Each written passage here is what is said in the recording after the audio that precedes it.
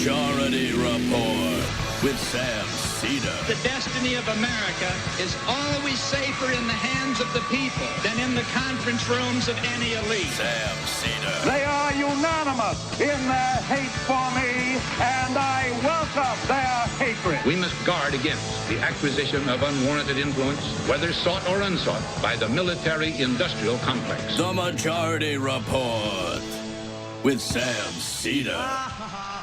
Ever get the feeling you've been cheated?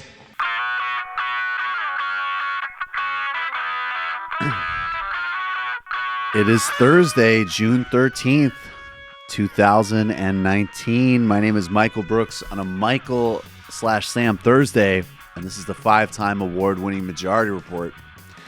We're broadcasting live steps from the industrially ravaged Gowanus Canal in the heartland of America, downtown Brooklyn, USA. On today's program, Senator Bernie Sanders joined Sam yesterday in a pre-recorded interview. They talked about completing the New Deal, why democratic socialism is the way to defeat oligarchy, and the ways in which he stands out that are so clear in the Democratic field. Then, joining me, Andrew Rice, staff writer at New York Magazine. When you're going to gut an island with austerity, you actually need managers, bureaucrats to fill in the details. And that's why McKinsey is in Puerto Rico, carving up the place. It's a very disturbing report. Talk about that and the McKinsey Way, colonial status of Puerto Rico. Then, of course, we'll get back to Sanders' defense of the democratic socialist tradition in America. Donald Trump says he still welcomes outside info from other countries. I mean, I guess those are the new playing field. I don't know.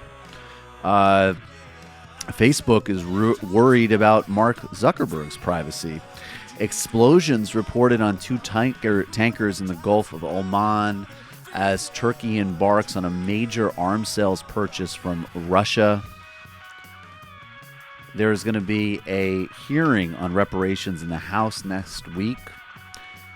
And the murderer of 3 Muslims, Craig Stephen Hicks, pleads guilty and is sentenced to life in prison. House Democrats launch an investigation on Jewel as Illinois' governor signs legislation protecting abortion rights. And Bernie Sanders has called for the immediate release of political prisoner Lula da Silva, as yet more drops from that story coming out in Brazil, now implicating at least one member of the Brazilian Supreme Court potentially, as another member of the Brazilian Supreme Court says Lula must go free now. Peace process undermined in Yemen, and might be heading towards elections in Israel. All that and much, much more on today's Majority Report. So what we're going to do is I have to tell you about something important. And then we're going to get to Sam's conversation. He recorded, I would say, what it was about 5 o'clock yesterday with Senator Sanders. So this is fresh. This is hot off the presses. Obviously worth watching. And we'll be right back. But first, I want to tell you that one of today's show is in part sponsored by Skillshare.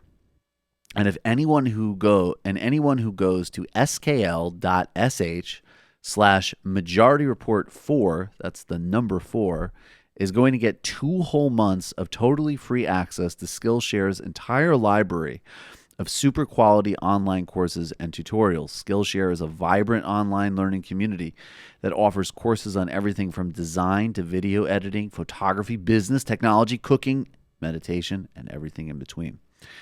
There's a Skillshare course for everyone. You'll have no problem finding the courses that will be useful to both your personal and professional life. Whether you want to sharpen your skills with something you already love doing, or you want to learn something totally new, Skillshare has you covered. They have courses for entrepreneurs, courses on computer coding, web development, personal nutrition, learning new languages, Photoshop, you name it. I need to build up my confidence as a language learner, but I have definitely been starting to explore the Portuguese section of this website. Definitely pretty relevant for me. And then, there's also like super ambitious ones. Like, I mean, there was a time where you could say like Spanish, Arabic, and Mandarin. And then, of course, learning any language would be a great skill set. But there was like, in the world as it is, learning those three languages, you're covering a lot of really important bases there. So I'm starting to explore Portuguese, and I want to see if I gain some confidence. I want to see if I could at least develop a little bit of a skill set in Portuguese, and then maybe after that, something like Mandarin. We'll see. Just think you can get 2 entire months of free access to every single course offered by Skillshare by going to skl.sh/Majority Report 4. Just think of everything you'll have at your fingertips for 2 whole months. That's skl.sh/Majority Report 4. And we've put a link underneath this video if you're watching on YouTube. All right, folks, we're going to take a brief break, and we'll be right back with Sam's interview with Bernie Sanders. Hey, Sam, this is Bernie Sanders. Hi, Senator. Thank you so much for doing this. Well, thank you for having me. So let's jump right in. I saw your speech this afternoon. I enjoyed it. I got to say, I was struck by the disparity between your speech and comments that I saw former Vice President Biden make this week. You spoke quite a bit about movements that are endangering America. And the Vice President said that it was basically one man.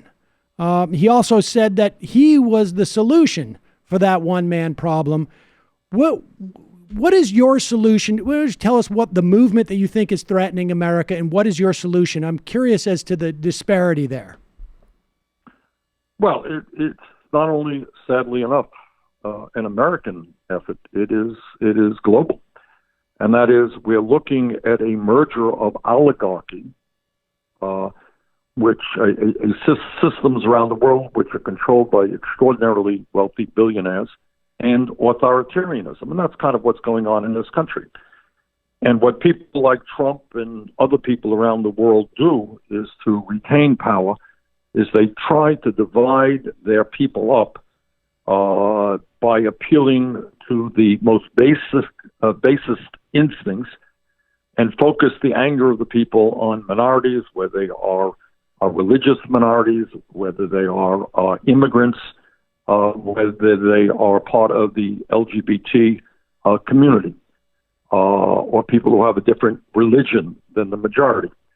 But the point that I made today is that as a nation, we have got to recognize that the best way to defeat oligarchy and the best way to defeat authoritarianism is to bring people together around a progressive agenda, an agenda which guarantees economic rights as human rights. And the point that I made is that way back in 1944, in a not well-publicized State of the Union speech, Franklin Roosevelt said something very profound. He said, you know what? We have a Bill of Rights in this country that protects our political rights, freedom of religion, freedom of speech, freedom of assembly, etc. But we do not have anything that protects our economic as human rights. So you can, you can march and you can protest, but there is no guarantee that you can have a job that pays you a living wage. You can have any religion you want, but there is no guarantee that when you get sick, you're going to have the resources to go to a doctor, or if you're an elderly person, afford the prescription drugs that you need to stay alive. So the theme of today is that economic rights must be considered as human rights, and that is the need to continue what Roosevelt began some 80 years ago. And so I'm curious as to how it could be that there is this type of disparity in perception of the problem. I mean, having gone through the past 8 years prior to Donald Trump and frankly the decades before that as well, that people can have such radically different vision of what the problem is, the scale of it, the structure of it. Right. Well, I think that has a lot to do with media, frankly, in this country, which is owned by large corporations. And, I'm not one like Donald Trump, who believes that there's fake news out there, or the media is the enemy of the people. That's nonsense, of course, and dangerous. But what I think is that for a variety of reasons, media does not recognize the reality of what's going on in this country today. And we have got to do that. And that means it's not just 40 million people living in poverty. It's not just 500,000 people tonight sleeping out on the streets. That's the worst case scenario. It is half of this country living paycheck to paycheck. It is tens of millions of people who cannot afford to go to the doctor when they are sick. It is 1 out of 5 people not being able to afford the prescription drugs that their doctors prescribe. It's kids not being able to afford to go to college or leaving school with outrageous levels of student debt. It is the crisis of climate change and what it will do to our country and the rest of the world unless we deal with it. So, I think what I am trying to do is to say, look, these are the real problems facing ordinary Americans. And unless we have the courage to take on Wall Street, to take on the insurance companies and the drug companies and the military-industrial complex and the fossil fuel industry, unless we have the courage to do that, we are not going to make the kind of progress that we need to. So in your speech, you enumerated the 21st century economic Bill of Rights, like you had mentioned earlier. And so you have these, and you'll be rolling out these proposals. You'll have these plans that go towards establishing these rights and these material benefits for people. What happens if say, Joe Biden is wrong, that the Republicans do not revert to some type of mean, as it were? I'm not sure what that mean was, but what happens if we have a President Sanders and you have these plans and these proposals, which sound great? Is there a meta plan, a strategy? How do these things go forward if the Republicans? Very good, Sam. That's a absolutely right question. And look, this is what I believe, and this is, I think, what differentiates me a bit from other candidates. And this is what I believe. I think if you look at the history of real change in this country, take a deep breath and think about, all right, what are they? And I'm not talking about superficial changes, modest changes. I'm talking about real changes. Think about it. We're talking about, say, 120, 130 years ago, where workers had to engage in enormous struggle for the right to have collective bargaining and to form trade unions and end child labor. Took massive amounts of grassroots organizing and struggle to make that happen. You look at the civil rights movement and understand that real change never takes place from the top on down. It wasn't just Lyndon Johnson signing the Civil Rights Act or the Voting Rights Act. It was millions of people, African Americans and their allies, who said, you know what, we're going to end segregation in this country. All people have the right to vote regardless of the color of their skin. You look at the women's movement. As we talk 100 years ago today, women did not have the right to vote. How did that change come about? Come about because you had some great guys, men in the Congress? Well, there were some. But that struggle basically was won because women and their male allies took to the streets. Some of them died. Some of these women gave up their lives in the struggle. If you look at the gay rights revolution that's taken place in this country over the last 30, 40 years. Think about Stonewall 50 years ago. It is people with incredible courage who took to the streets, who withstood humiliation and physical attacks to say, you know what, in this country, people should have the right to love whoever they want, regardless of their gender. The environmental movement, the same. So here is the point. Every idea that I am talking about, and that is the need for health care for all, the need to have jobs that pay people a living wage and raising that minimum wage to at least $15 an hour. The need to cut prescription drug costs in half, the need for affordable housing, the need for a clean environment, the need to make sure that companies like Amazon, which made $11 billion in profits last year, don't get away with not paying a nickel in federal income tax. All of these ideas are supported by the American people. But they are not going to be, we're not going to see the changes that we need unless there is a political revolution. unless ordinary people get involved in the political process in a way that we have never seen before. And the way we defeat Trump, the way we defeat authoritarianism, the way we defeat oligarchy is when working people and young people and all of us begin to stand up and to fight back. Senator, as I hear you say that, I think I've probably, the first time I interviewed you was maybe close to 15 years ago on Air America. And I can't help but think as you list those things of the different movements that have taken place in this country to make change, I wonder because, for years, I think I perceived you as being very much sort of a conscience of the country. And I wonder if you have felt that your role has changed in some way. Because as you make that list of things that you're talking about, it just strikes me that I know that you were involved in those fights.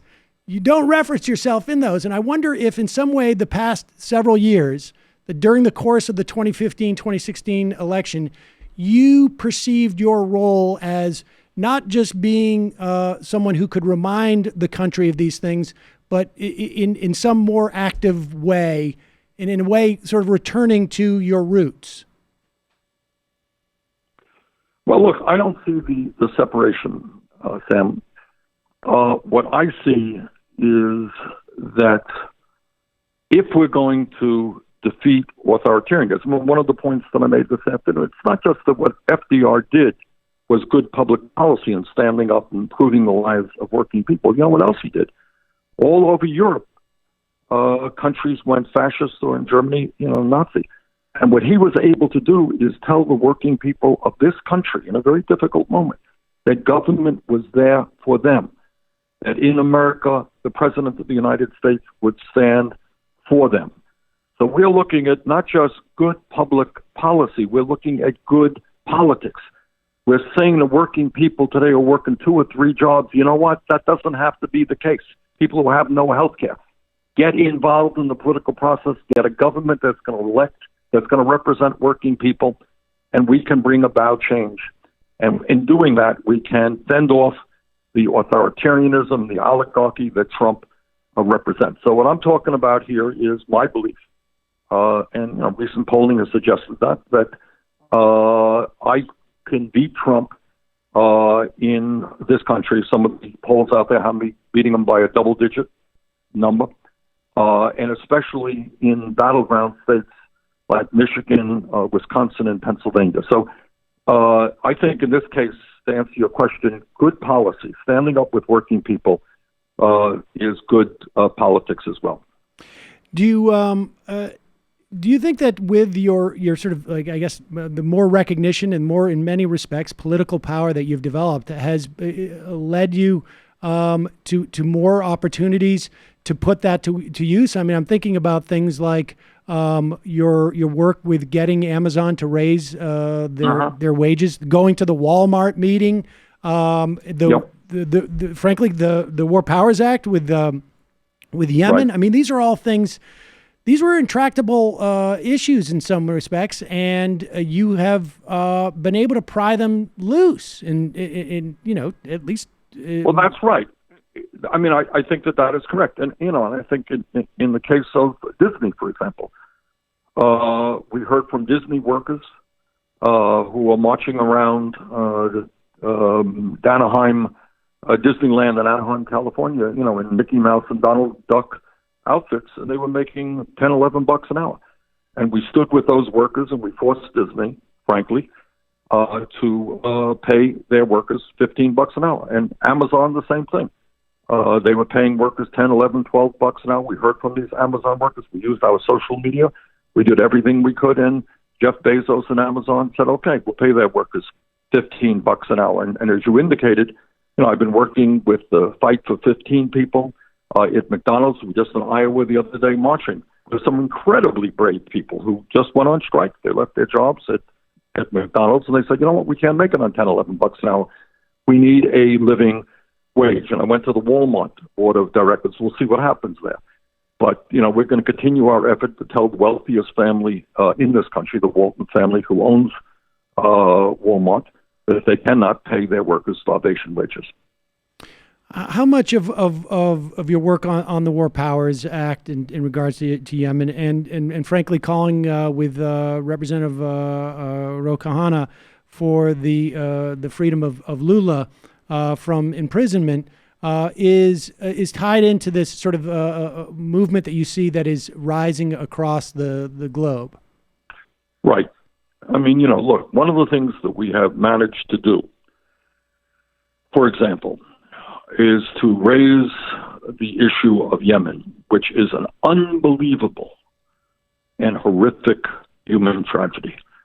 I mean, the UN estimates that if we don't stop this war and get humanitarian aid in there, hundreds of thousands of people will be dead by the end of this year, and that millions could die of famine if we do not end the war in years to come.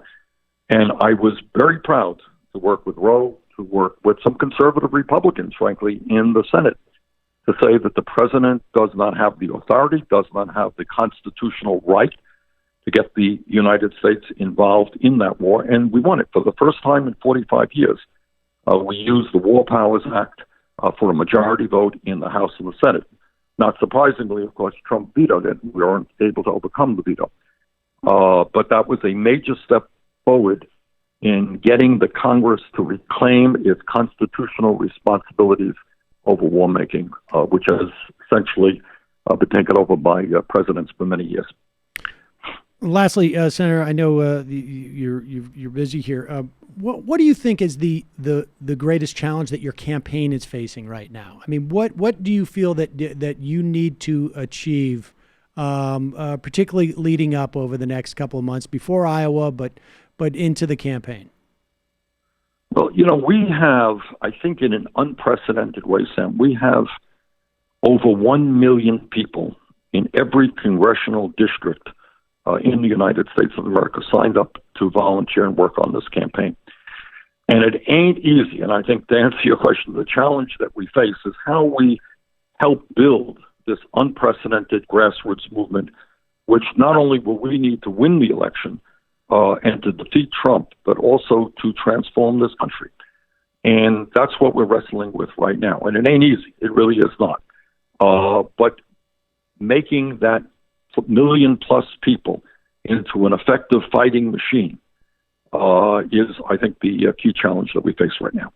And that's one that, are you contemplating too, like how you keep that machine to function in the event that you win, or frankly, even in the event that you lose?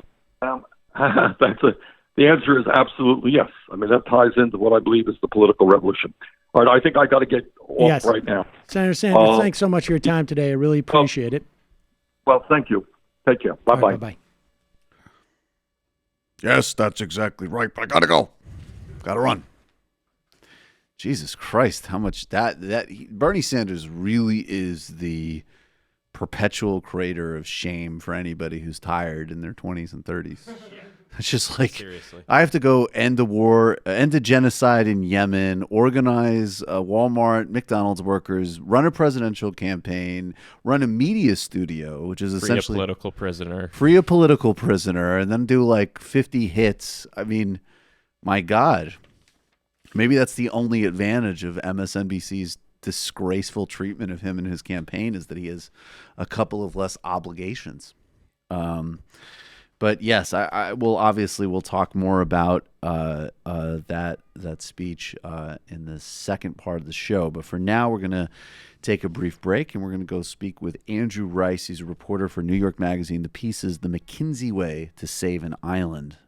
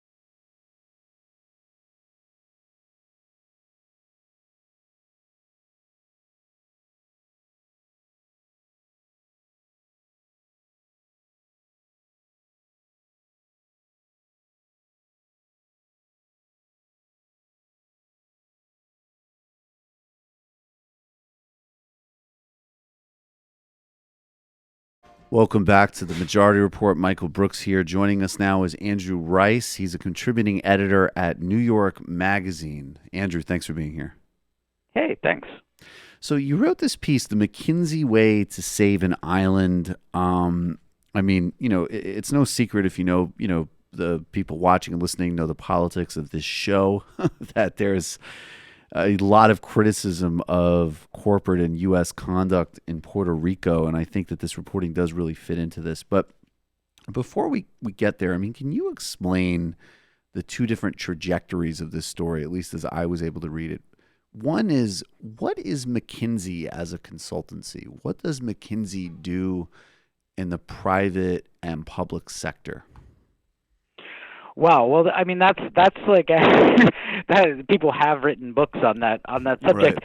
and it's a little hard to sum up because, frankly, McKinsey does so many things. Like McKinsey does everything from, if you're looking to work on your supply chain for your wind turbine company, you bring in McKinsey to talk with them about that. If you're a catastrophically in debt principality of the United States that needs consulting services on how to slash your government services, they also do that. Like they do almost everything that a client might ask them to do.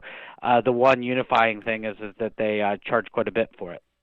Right. And so when we talk about the predicament that Puerto Rico is in, it seems to me that it's really important to sort of establish and the sort of bigger context for it, which is that there is this, I mean, I would say it's, obviously a colonial status, but there's a lot of limits in terms of what Puerto Rico can and can't do in terms of its own macroeconomic policy. And recently, there's been for a variety of reasons, including, of course, exacerbated by Hurricane Maria, this demand from capital, from hedge funds, basically to start to sort of slash to service Puerto Rico's debt. But what is the sort of legal, political mechanisms around Puerto Rico? Like, I think just in sort of broadly, like spelling out, like what is the control board?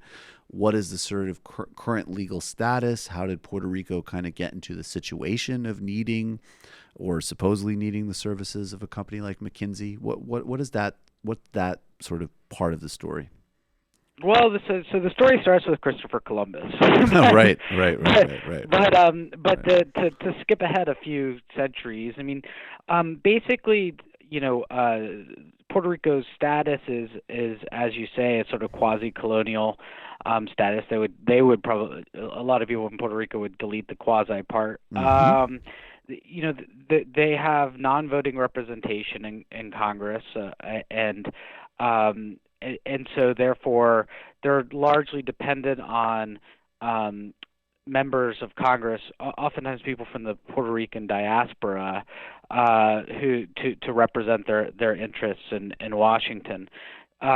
So they have a local elected government, a governor, a legislature, and so on that has governing authority within the island, just like any state government does.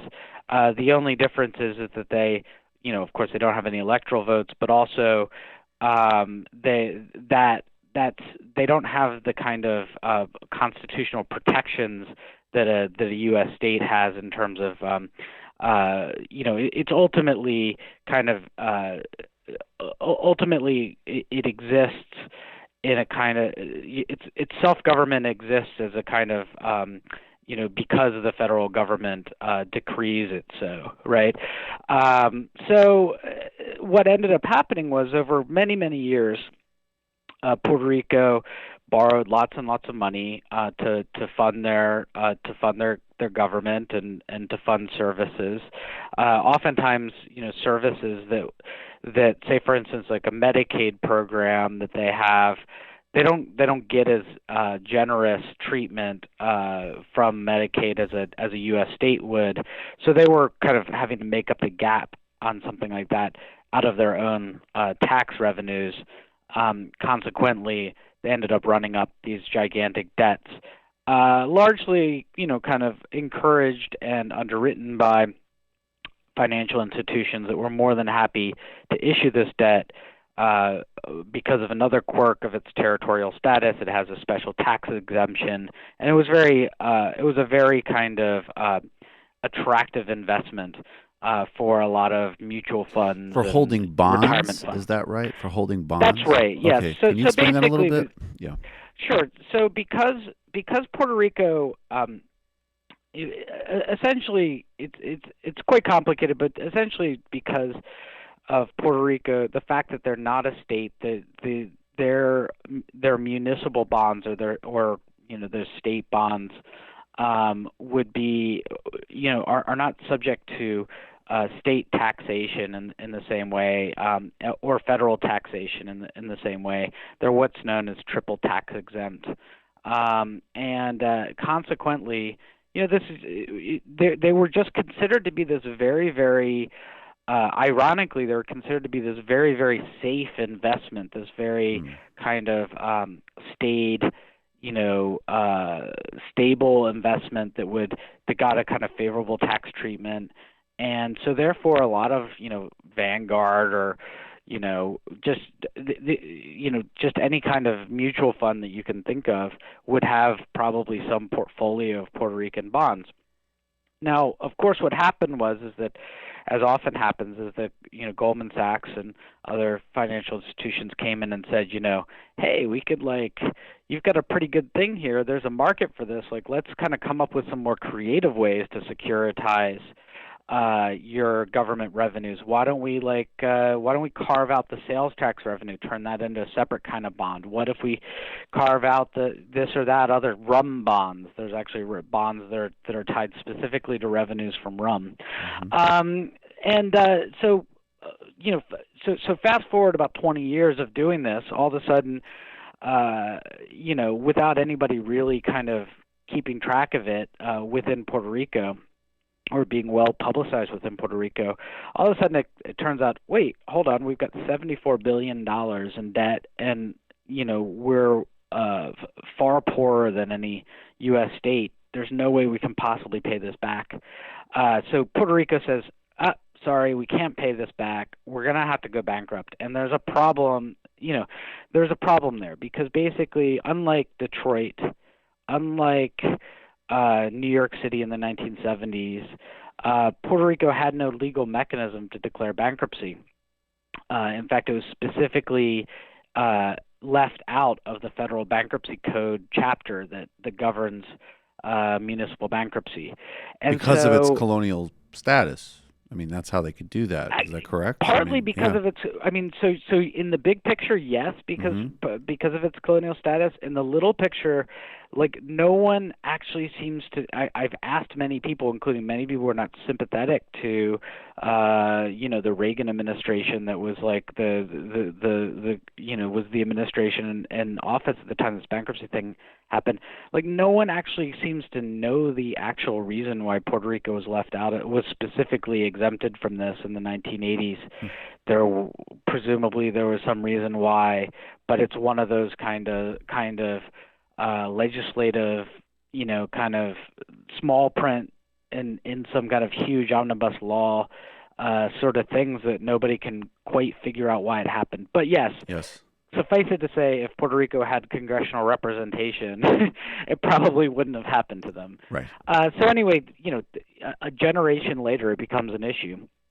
And so Congress has to pass a new law specifically to allow Puerto Rico to declare bankruptcy. What year is this? Just protection. in terms of the timeline? This is in 2016. Okay, so ahead. The tail end of the Obama administration. Okay. So Obama is on the way out. Treasury, the Department of Treasury, his Department of Treasury is saying, "Oh God, we got to do something about Puerto Rico. We got, we're gonna figure out some way to help them work out this debt, because these hedge funds, basically what had happened is Vanguard and all the mutual funds I mentioned before that held all those Puerto Rican bonds. Well, as soon as things got risky, they were like, we're out of here. they sold their stuff, and they sold it largely to distressed debt hedge funds, whose specialty is, as your listeners probably know, they do this often in various different scenarios, buying up debt and in troubled companies or troubled countries or troubled anything, and basically trying to squeeze a little bit of blood from that stone, and make a sort of marginal profit over whatever it is that they sold that they bought the bonds for at some very depressed price. And so all these hedge funds are in there, and their whole business model is basically to kind of turn the screws on the Puerto Rican government. So they were saying things like, and they were getting some Republican congressional support from the Freedom Caucus and others. They're saying things like, let's start closing down, Puerto Rican government ministries and let's, do these extraordinarily draconian cuts, cutting pensions for poor Puerto Rican former government servants and so on, in order to pay back this debt service. And they were basically saying, you have no recourse under federal law. You're specifically exempted from bankruptcy. So, pay up. You have to do it. So Obama administration, Congress, including, to his credit, Paul Ryan, came to the conclusion, and some other Republicans in Congress and the congressional leadership came to the conclusion that, no, it's not going to be tenable for us to just for the hedge funds to just completely turn Puerto Rico into a debtor state.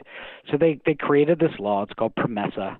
PROMESA allowed Puerto Rico to declare bankruptcy, to basically seek protection from bankruptcy court, which means that they don't have to pay debt service while they're in this bankruptcy proceeding, and the kind of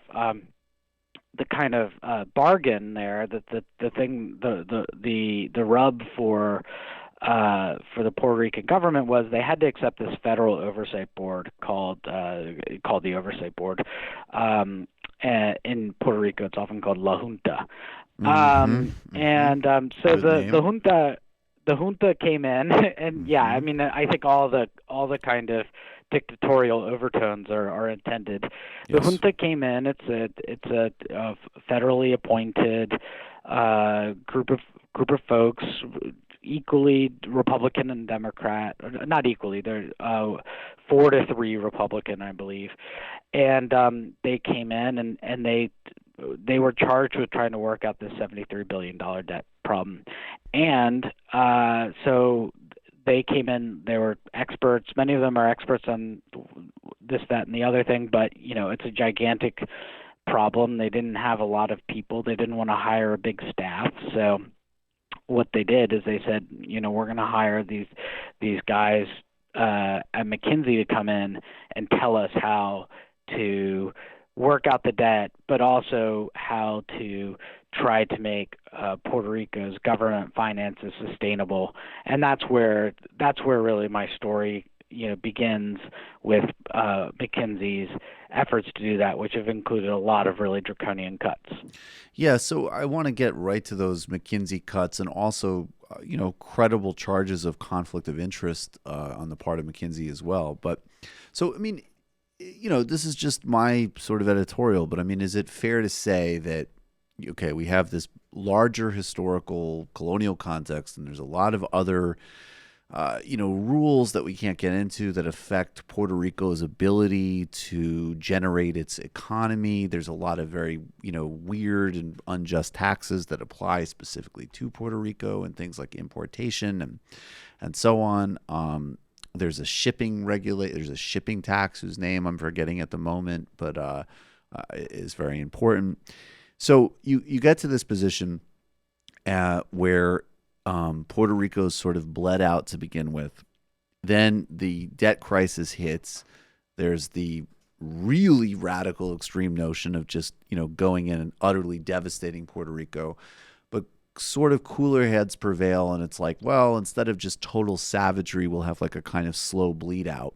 And some basic necessary protections, like you're in bankruptcy, you don't have to service your debt at the moment, but we'll have this oversight board, we'll bring in McKinsey, and we'll do in fact very vicious cuts, but in a more kind of systemic, slower way than what people like the Freedom Caucus were proposing. And all along the way, none of the real questions about the status of Puerto Rico, democracy in Puerto Rico. And then of course with Trump, you add this dimension of, playing to his own base and his own just sort of, utter disrespect for the Puerto Rican people, throwing paper towels at them like he's shooting baskets and so on.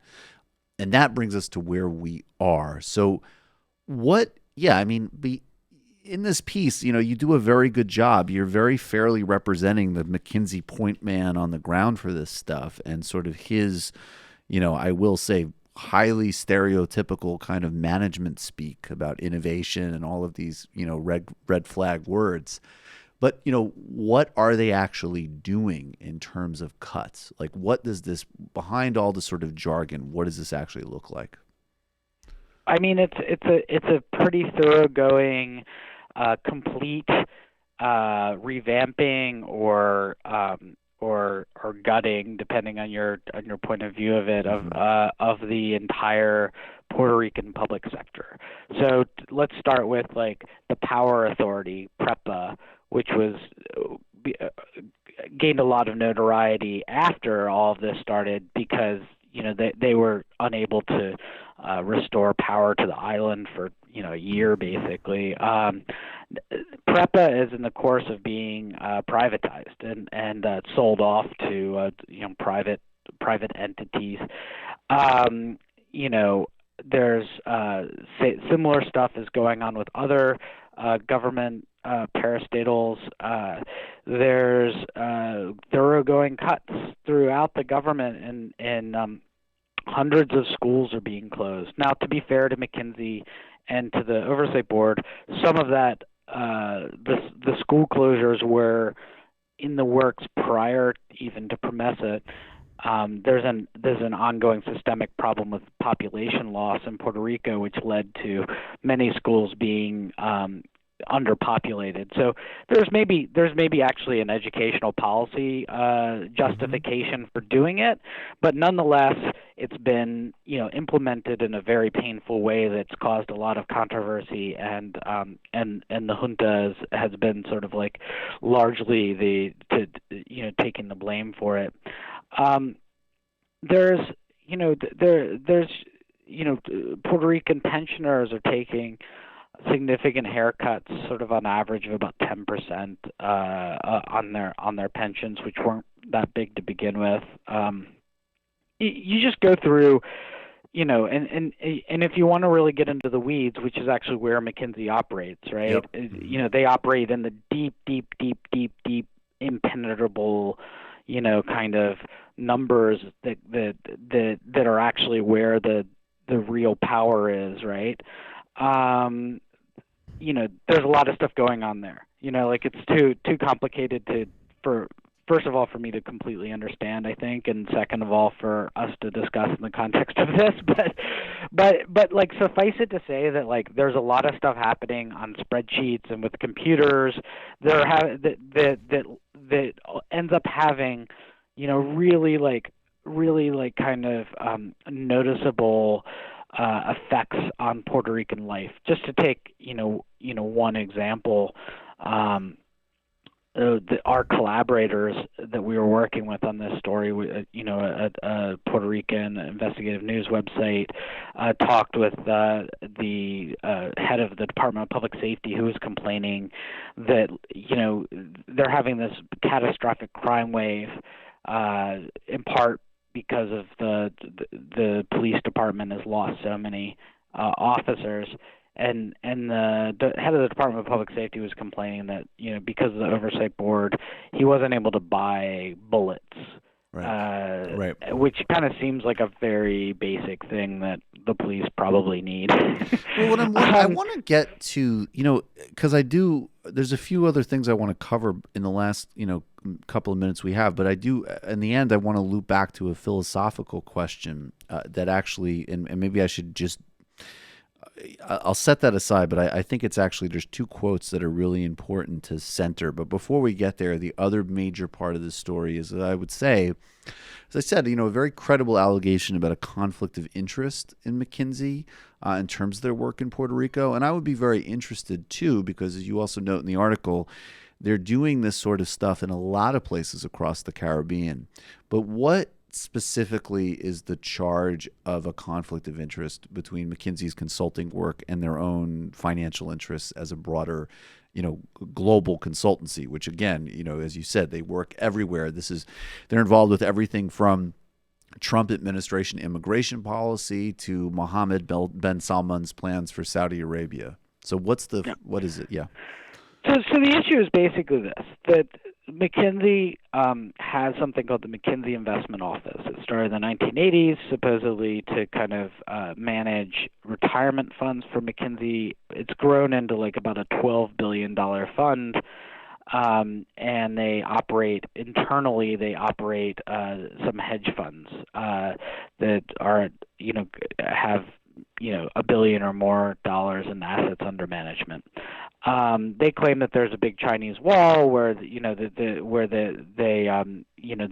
the hedge fund people don't know anything about what the consultants are doing. There's a lot of questions about that, and in part, even if it is completely being done, even if there is complete sort of informational compartmentalization, what it really brings to the fore is the fact that McKinsey doesn't disclose anything about who it's working for, and it really doesn't disclose anything about who it's investing in. So the only way that you can really assure yourself that McKinsey isn't doing things that benefit McKinsey is to take McKinsey's word for it. And McKinsey's basic position on this is like, of course we wouldn't do this because we're McKinsey. Right. They have this kind of almost sort of aristocratic attitude about it, that they're the foremost management consulting firm in the world, and therefore and they have this kind of unimpeachable reputation, and therefore they can kind of do they could do things differently than other people do. For instance, in bankruptcy court, you're supposed to disclose everything that all your investments. If you're a lawyer working in bankruptcy court or a bankruptcy advisor, you're supposed to say, I'm invested in X, Y, and Z, and here are my other clients. McKinsey wasn't doing that. They ran into a bunch of trouble. It's kind of complicated. But anyway, suffice it to say, it became a big controversy that they weren't disclosing things that looked like they could be conflicts of interest. In terms of benefiting from austerity packages in Puerto Rico. You don't need to spell more of it out, but that their work in Puerto Rico could be implicating some of their investments. It was far broader than just Puerto Rico. But sure. Like what happened when it got sort of when the examination they started being examined a little more closely, is it turned out that, lo and behold, the hedge fund that McKinsey operates had a substantial investment in Puerto Rican government bonds, distressed government bonds, yes, that just happened to be part of a settlement that was quite a generous settlement from the government. These bondholders got a lot of money back, and every cent that the bondholders get back in these bankruptcy settlements is it's money that's not going to the Puerto Rican government. It's money that they're paying out the door to hedge funds. So this became quite controversial. It was investigated by the Oversight Board. I should say that the Oversight Board's own internal investigation found that there's no conflict of interest. But you can understand how people in Puerto Rico weren't necessarily taking that at face value. I can understand how I'm not taking that at face value. So in the last couple of minutes, well, what it brings up is that the Oversight Board is almost completely dependent on McKinsey for everything. Right. Somebody told me they're doing everything. Right. Well, they couldn't kick them out. Yeah, and I mean, not to interrupt, but I mean, look, obviously, again, of course, I don't believe it, just don't believe it, full stop. But frankly, even if you took a more sort of moderate or modest position on it, you could just say, even if it was theoretically clean, under the current arrangement, you could never demonstrate that just definitionally because of the level of interdependence here. And so I think that's absolutely right. Right. And that brings me to the last couple of minutes, because I want to touch on, because you really do a great job too in this of also highlighting some philosophical themes. And so to me, yes, there's one element that a lot of firms and a lot of bureaucracies and companies like, McKinsey, they can get away with doing a lot of damage by over complexifying things. And, sure, there's some operations, there's some things, there's some technical capacities that are complex. But on the other hand, I think that there is the other end of it, which is that it actually is pretty simple. Do you have bullets or not? Do you have, school books or not is actually not terribly complicated. And I think a lot of this, actually, we learned a lot of this from the Wall Street meltdown, of Wall Street banks. Oh, you couldn't possibly understand all these mechanisms. Well, maybe not in the terms of, sitting in front of the computer and generating the algorithms, but certainly we can all understand enough to know the systemic risk you're posing to the global economy. So I want to just give you two quotes to me that just sort of highlight that. So one, you quote from a very good piece that was published in Current Affairs by a young McKinsey consultant who wrote this piece. They wrote the piece. They quit the company in disgust because they were disgusted by McKinsey's work with the Trump administration's immigration policy. And this person, I guess apparently is a he, even though it's anonymous, but we know the person's gender. It's the guy, yeah, I think it's fair to say. McKinsey is capitalism distilled. Its advocacy of the primacy of the market has made governments more like businesses and businesses more like vampires, end quote. That seems to me, again, it's polemical, but that sounds like you could strip the polemic, and definitely I don't think anybody would disagree with the assertion that that's what they're doing, making it run more like a quote-unquote business. Then we go to the gentleman who's in charge of McKinsey in Puerto Rico telling you, again, and this is the most sort of Howard Schultzian kind of peak line imaginable, set aside politics, set aside policy, set aside all of that. There was a true management crisis that has come to a head because of the debt. Isn't that sort of like the distillation of not only the fact that, when you adopt that rhetoric that always basically means that you're going to do policies that are, not going to be good for, working or middle class people, but that the McKinsey way of not acknowledging just precisely of where they are actually coming from, right or wrong. It's that we're just doing math versus we have a very clear ideology about how the world works, and we're using our quantitative skills to implement it, right or wrong. Well, I mean, I would actually sort of take a slightly different view of it, which is that I think that part of what's going on is that the McKinsey folks are having to deal with a really kind of jarring recalibration or shift in the way that their work is judged. Mm-hmm. I think that until recently, I think it was the idea that private sector kind of management-oriented solutions were the way to reinvent government, as Bill Clinton, to use the Clintonian phrase, right? And Chelsea Clinton worked for McKinsey, right? Yep. That idea had a kind of like a broad, I think, bipartisan acceptance in Washington that this was. The management efficiency was necessary, and that the kind of McKinsey-esque solutions, technocratic,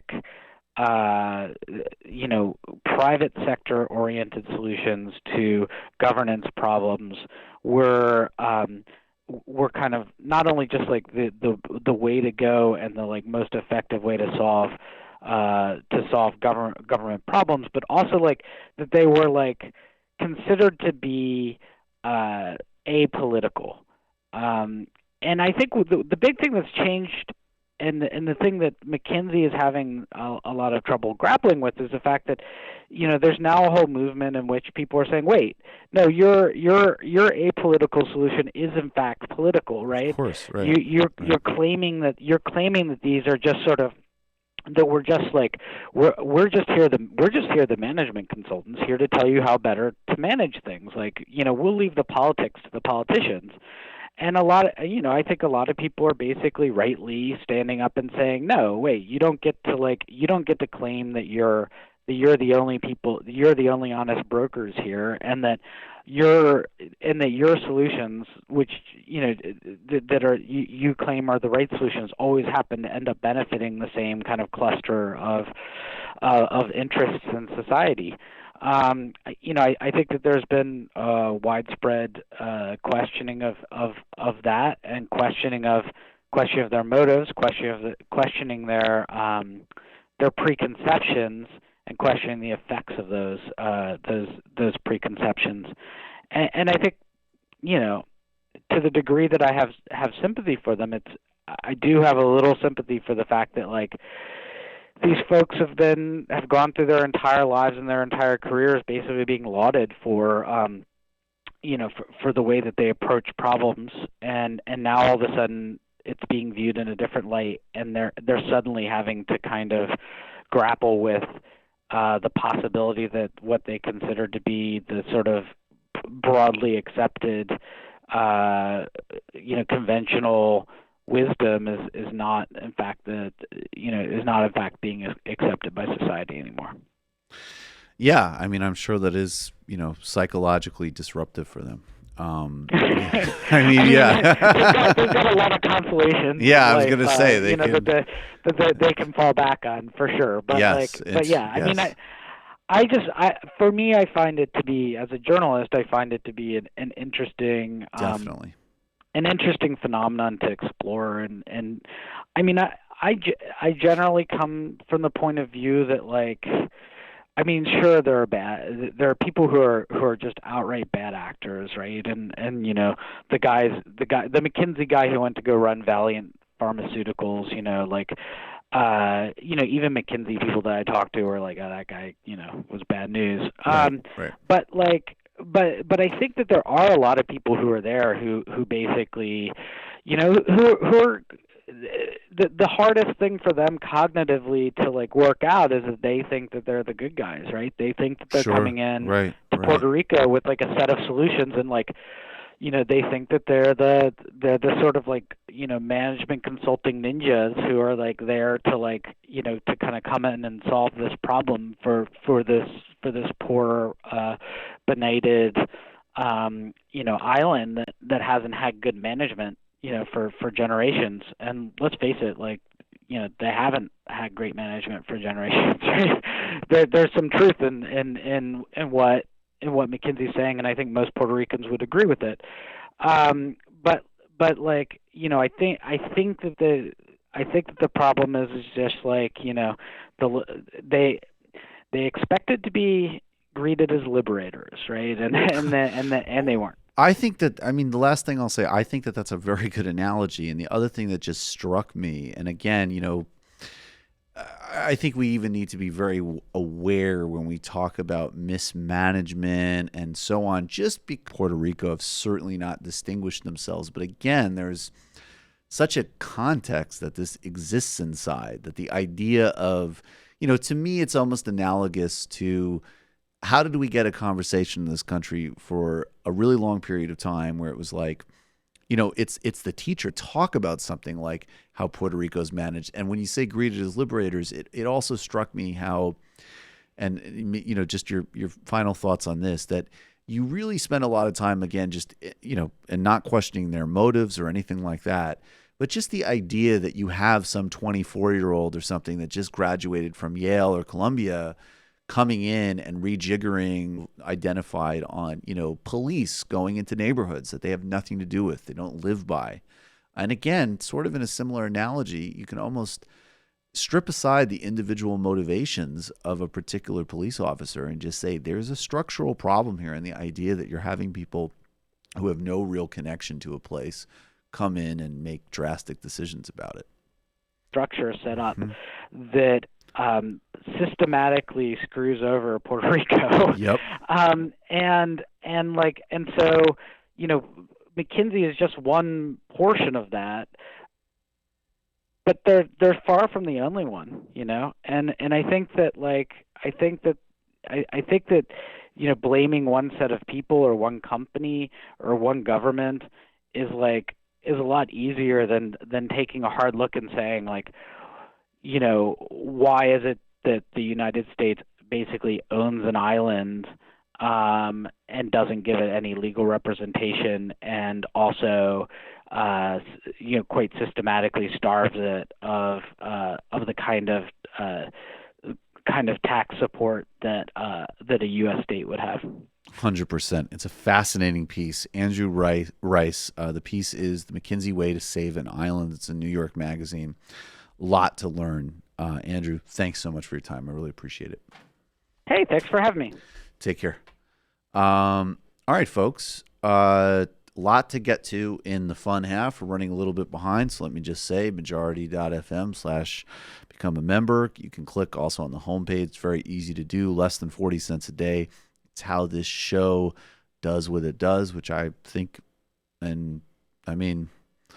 speaks for itself, baby. It does. But really, from content like that to even like some important sort of corrective work on the Rubins and Crowders of the world, covering a lot of bases between all of us and obviously with Sam at the helm here. So support us, spread the word. Also, of course, very proud of and excited about TMBS. This Sunday, illicit history and primer of the modern history of the Labour Party in the UK and the leadership of Jeremy Corbyn with Don Foster of Jacobin and The Guardian. And, of course, Glenn Greenwald was just on, and I'll be talking about these just incredible revelations on the process in Brazil. Patreon.com/TMBS. If you haven't yet, we're well over our first 50,000. We just crossed it last night. Michael Brooks Show on YouTube. Get a flavor of the very different sets of things that we cover there. But obviously, presumably, if you like this show, you'll, very high likelihood you'll like TMBS. Matt, Literary Hangover. Yeah, if you've been looking for the most recent Literary Hangover episode, it's probably because you're not a patron. That's the Such Were the Joys episode in my George Orwell series. So check that out. And, of course, you can check out the Antifada, History as a Weapon, and all the other content there as well. The Wu-Tang of the left-wing podcast universe. We'll see you in the fun half.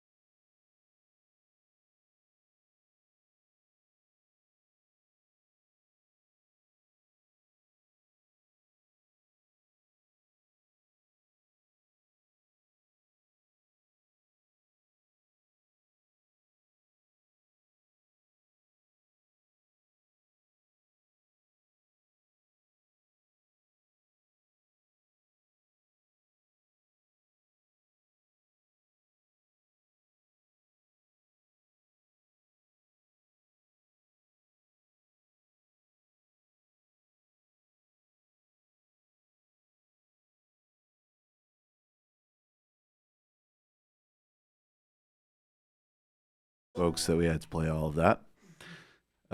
Welcome to the fun half where we have much to get to. Let me see here, but let me start with a call. If I'm in the phone system, I hope I'm in the phone system. I thought I had called in. Oh, here we are. Okay, let me take a quick call. You are calling from a 702 area code. Who are you? Where are you calling from? 702. Hey, Mike. It's Bro Flamingo. Hey. Mike, it's Bro Flamingo from Las Vegas. How you doing, Bro Flamingo? I have a bone to pick with you, my friend. Listen, you already beat me to the punch. I got two things I want to talk about. Mike, I definitely apologize for not mentioning you. I completely forgot. I'm very sensitive. You dissed me again. You forgot? I mean, I'm a sensitive guy. No. Flamingo. It was just. I was in the heat of the moment. I'm sorry. By the way, excellent takedown of Ramen Manual. Very informative. I really like that. It's probably my favorite Michael Thursday I've heard. Cool. It's very good. Yeah, I am. And but what do you have on your mind though? What are you thinking? Okay, Mike. All right. I'm sure you heard, because I know this. You touch all around the politics, but I'm sure you heard about Donald Trump, and he basically said, "Hey, I'll take foreign intelligence." Yep. For my against. You heard all that stuff. Yes. Mike. Yes. Here's the problem. At this point, Nancy Pelosi is doing just basically political malpractice at this point. Uh-huh. He has to be impeached. There has to be some punishment on the table now. At this point, Mike, we've basically been in the trenches for a long time now. All we're getting is like lip service, a lot of lip service. We go, he should be in prison, X, Y, and Z. We need punishment and that is. I just want to say really quickly, Bro Flamingo. I'm glad you said that, because I know part of the reason I cover some of this stuff less is not. I think actually some of it is very important, but I actually think in some of it I think it gets overhyped, and other parts of it are, the value of each of us are finding different things to cover and talk about so that more people are more informed about more things. But I just want to say, I think the idea. That comment about he should be in jail, there are three ways in which that's a disaster. Because number one, I don't think, frankly, and this is where I will be like a squishy liberal, while Donald Trump, Donald Trump probably should have been in jail for years, right? I actually think that people should be very wary of mindlessly aping when he says that. If you have any interest about preserving any of these so-called norms, and I'm going to say that things like not jailing political opponents is a hell of a lot more important than a quote-unquote norm. Lula Livre. Yeah, I don't. Yeah, Lula Livre. I don't care about norms. I do care about not jailing political opponents, frankly. So, okay, so that's one thing. Now, the second thing is, if she's saying that from a substantive place, which she could very well be, then she's not. Then, not good faith then that's insane that she's not impeaching him, because if you actually are saying, other than some cheap, talking point trick, that a president should be in jail, then you have to impeach them immediately. And third, one of the reasons that my position is, and I have not had a strong feeling about impeachment one way or another until Rashida Tlaib said, impeach the motherfucker, because I like that ethos, frankly. And I just think it's like, do it or don't. And every day that they don't do it, they look weak. They're misreading history. And it's embarrassing that they come out and throw those little trinkets like, oh, he should be in jail, which is, by the way, a problematic thing to say in and of itself if you're not going to justify it, and ludicrous if you're not going to go for impeachment. So anyways, that's what I have to say about that. And Mike, I'll say this last thing, I'll jump. But the problem is, though, Mike, and you're absolutely right, by the way, but this is all across the board at this point now. For example, I'm talking about people like from Brett Kavanaugh to Brock Turner to the police to the Tangerine Chimp himself. When you don't punish these guys, this is what you get. We get a lot of, fence sitting or whatever. Look, I get it. You know what I'm saying? In Mike, you've seen this political landscape, all the liberals supposed to be the adults in the room, whatever. Problem is, it's also political.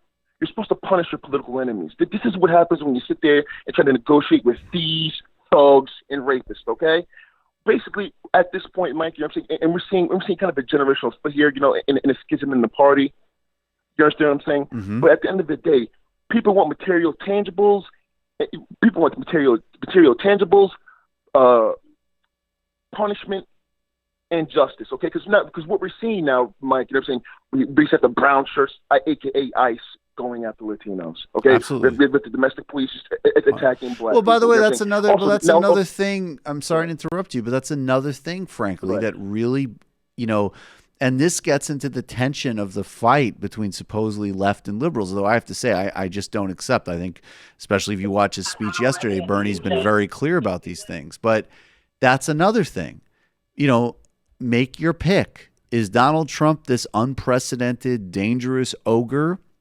Which in many ways he is, in other ways he's just simply the product of capitalism and all these other things, in my opinion. But if that is the case, then you can't treat him like you're in just some kind of normal tussle. And I think that, there's a certain part of the democratic and media establishment. Venezuela is an amazing example of that. To one hand say that this is a racist incompetent and then entertain the idea of supporting a regime change effort that he's in charge of. It's just so, even setting aside ideology, it's just so unbelievably incoherent. And it's going to be it's going to, and you're going to be rightfully pissed off by that. I mean, I agree with you. Last thing, Mike, I'll jump because I know you got Yep. stuff to get to. I just really feel like at this point, Mike, after the comments yesterday, and there's a lot of jumping off points we can go off to abortion, all that stuff. But to me, that was the final straw. At this point, look, we are the future, okay? The baby boomers and all the Dixiecrats and Klansmen like Biden, soft Klansmen. I'm sorry, he's a soft Klansman, okay? But these guys, they got to be punished now or called to the carpet for their mistakes. At least Bill Clinton for his trash. Or he apologized for the Biden's crime, for the signing the crime. He was able. He had a These guys sense wanted to of how to. I agree with you. People need to be held accountable, and we need to fight. And I appreciate the call. Thanks, man. Have a good day. Take care, Appreciate Mike. it. All right, take care. Okay, is this the sound? This is apparently Donald Trump. To be honest with you, I don't. I mean, look, if this is how we want to play, okay. But it is another reaffirmation that to the extent that this guy has any conscious process about anything, that to the extent it's not all just, pure just nonsense and garbage running out of his stupid mouth. The only pattern to his behavior, there's a pattern of certainly bigotry, goes back to the Central Park Five, and then the other pattern is generating immunity for himself. And I do mean immunity. So, look, there was all this controversy about the last election, and I'm going to double down on, taking information from foreign sources. Now, let's just see what he has to say. The sound is off, guys. Do we need to reset this? Okay. Not sure what's going on there, guys. You got it? All right. If you have it now, we don't even need to reset it. All right. You ready? Go. Your son, Don Jr., is up before the Senate Intelligence Committee today. And again, he was not charged with anything. In retrospect, though, by the way, not only wasn't he charged, if you read it, with all of the horrible fake news, I mean, I was reading that my son was going to go to jail. This is a good young man, that he was going to go to jail. And then the report comes out, and they didn't even say, they hardly even talked about him. Should he have gone to the FBI when he got that email? Okay, let's put yourself in a position. You're a congressman. Somebody comes up and says, hey, I have information on your opponent. Do you call the FBI? Wait, his son is not a congressman, just to clarify. Yeah, I was going to say. I don't think coming from I'll tell you Russia, what, you do. I've seen a lot of things over my life. I don't think in my whole life I've ever called the FBI. In my whole life. You don't call the FBI. Yo, see, that's the real, sometimes you got to do business with Sammy the Bull. I mean, you're building buildings. Things don't happen if there's a rat. I don't think coming from I'll tell you Russia, what, you do. I've seen a lot of things over my life. I don't think in my whole life I've ever called the FBI. In my whole life.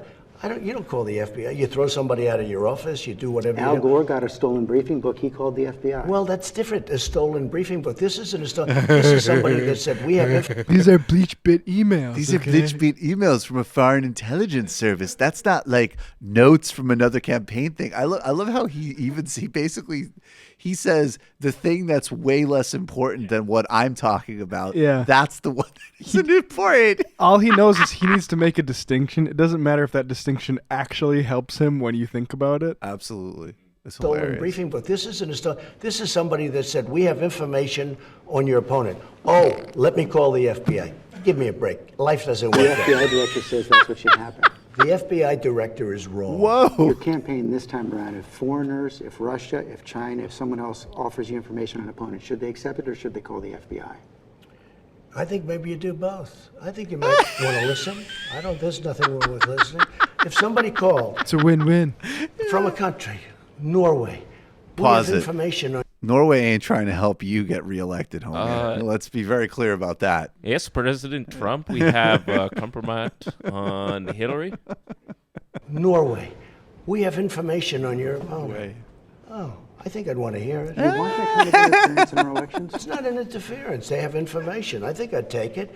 If I thought there was something wrong, I'd go maybe to the FBI. If I thought there was something wrong.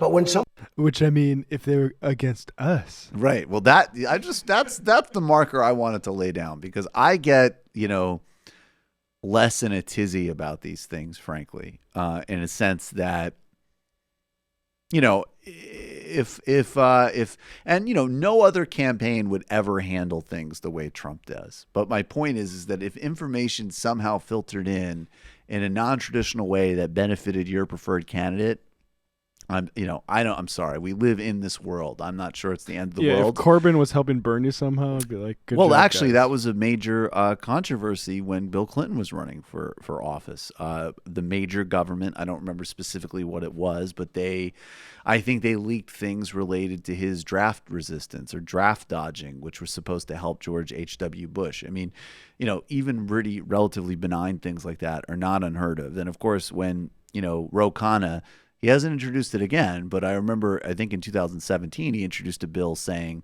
hey, we should just make it illegal for the CIA to do anything that Russia is accused of doing. He didn't have many co-sponsors. So, let's be real and have like an adult conversation about this stuff. But the important thing here is that he's laying down and to me, as far as I'm concerned, this is the real marker of his lawlessness. Okay. Yes. Broadly and publicly saying I'll take information from everybody, yes, that's a problem.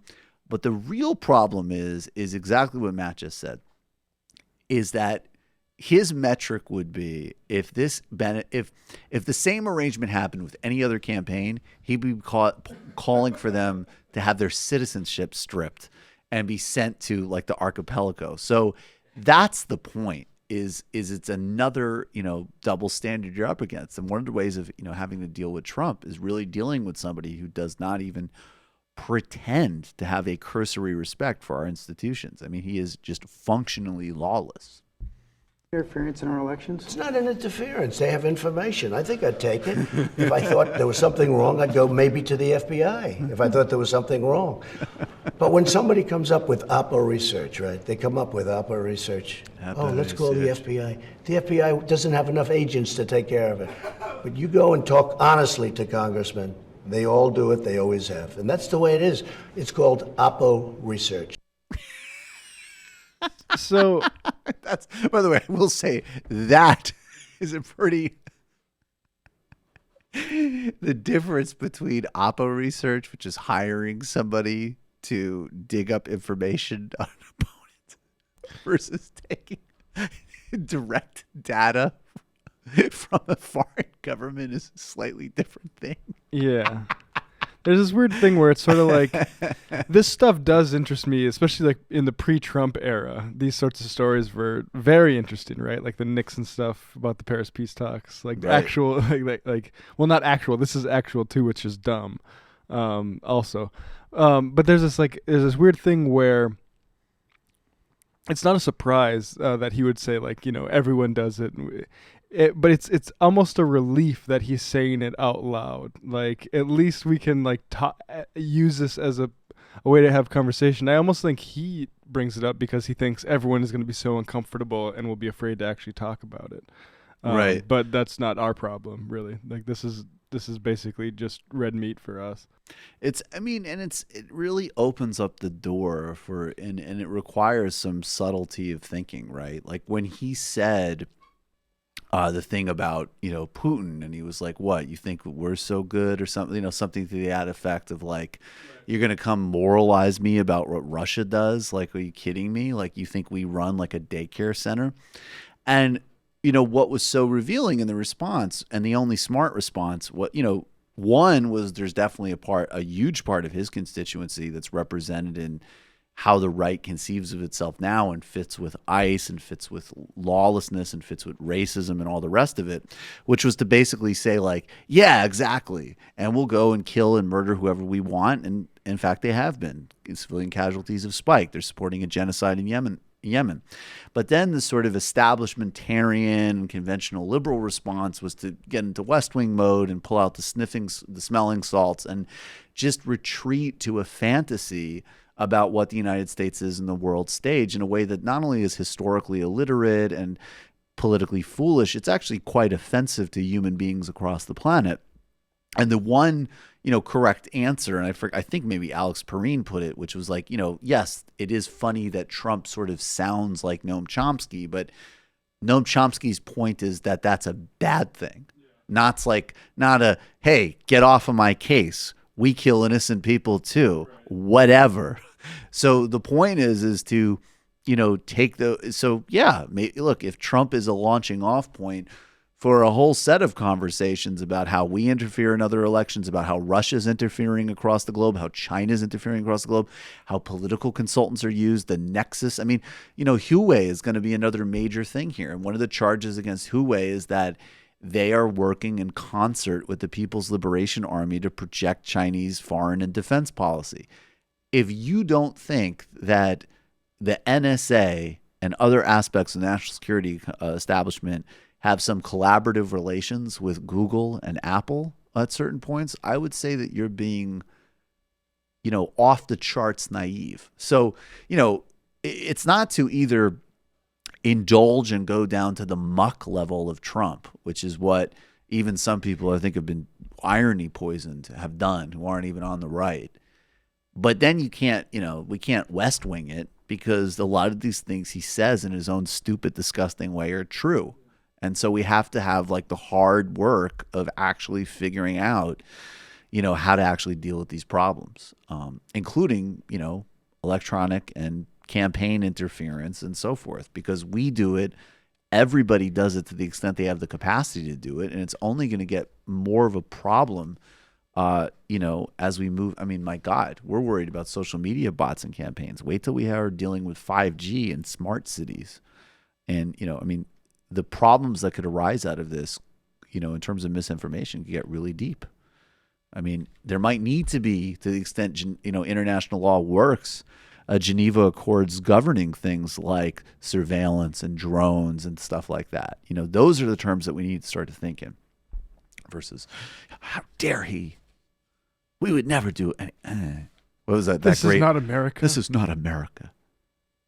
I mean, you could just, the next time somebody, Joe Biden, that's his shtick, but like, and everything is America. Yes, America is, of course, A. Philip Randolph and Martin Luther King Jr. and the accomplishments of FDR and the descent of Eugene Debs and the activism of AIM or Fred Hampton. Of course, it's an enormously complex country that has, some amazing traditions and capacities, but it's also like, just on its face, this is not America about the Charlottesville rally, when the two material building blocks that allowed this whole thing to flow out were a genocide and the slave economy, is just, again, morally wrong, historically illiterate. Like, what the hell does Joe Biden mean?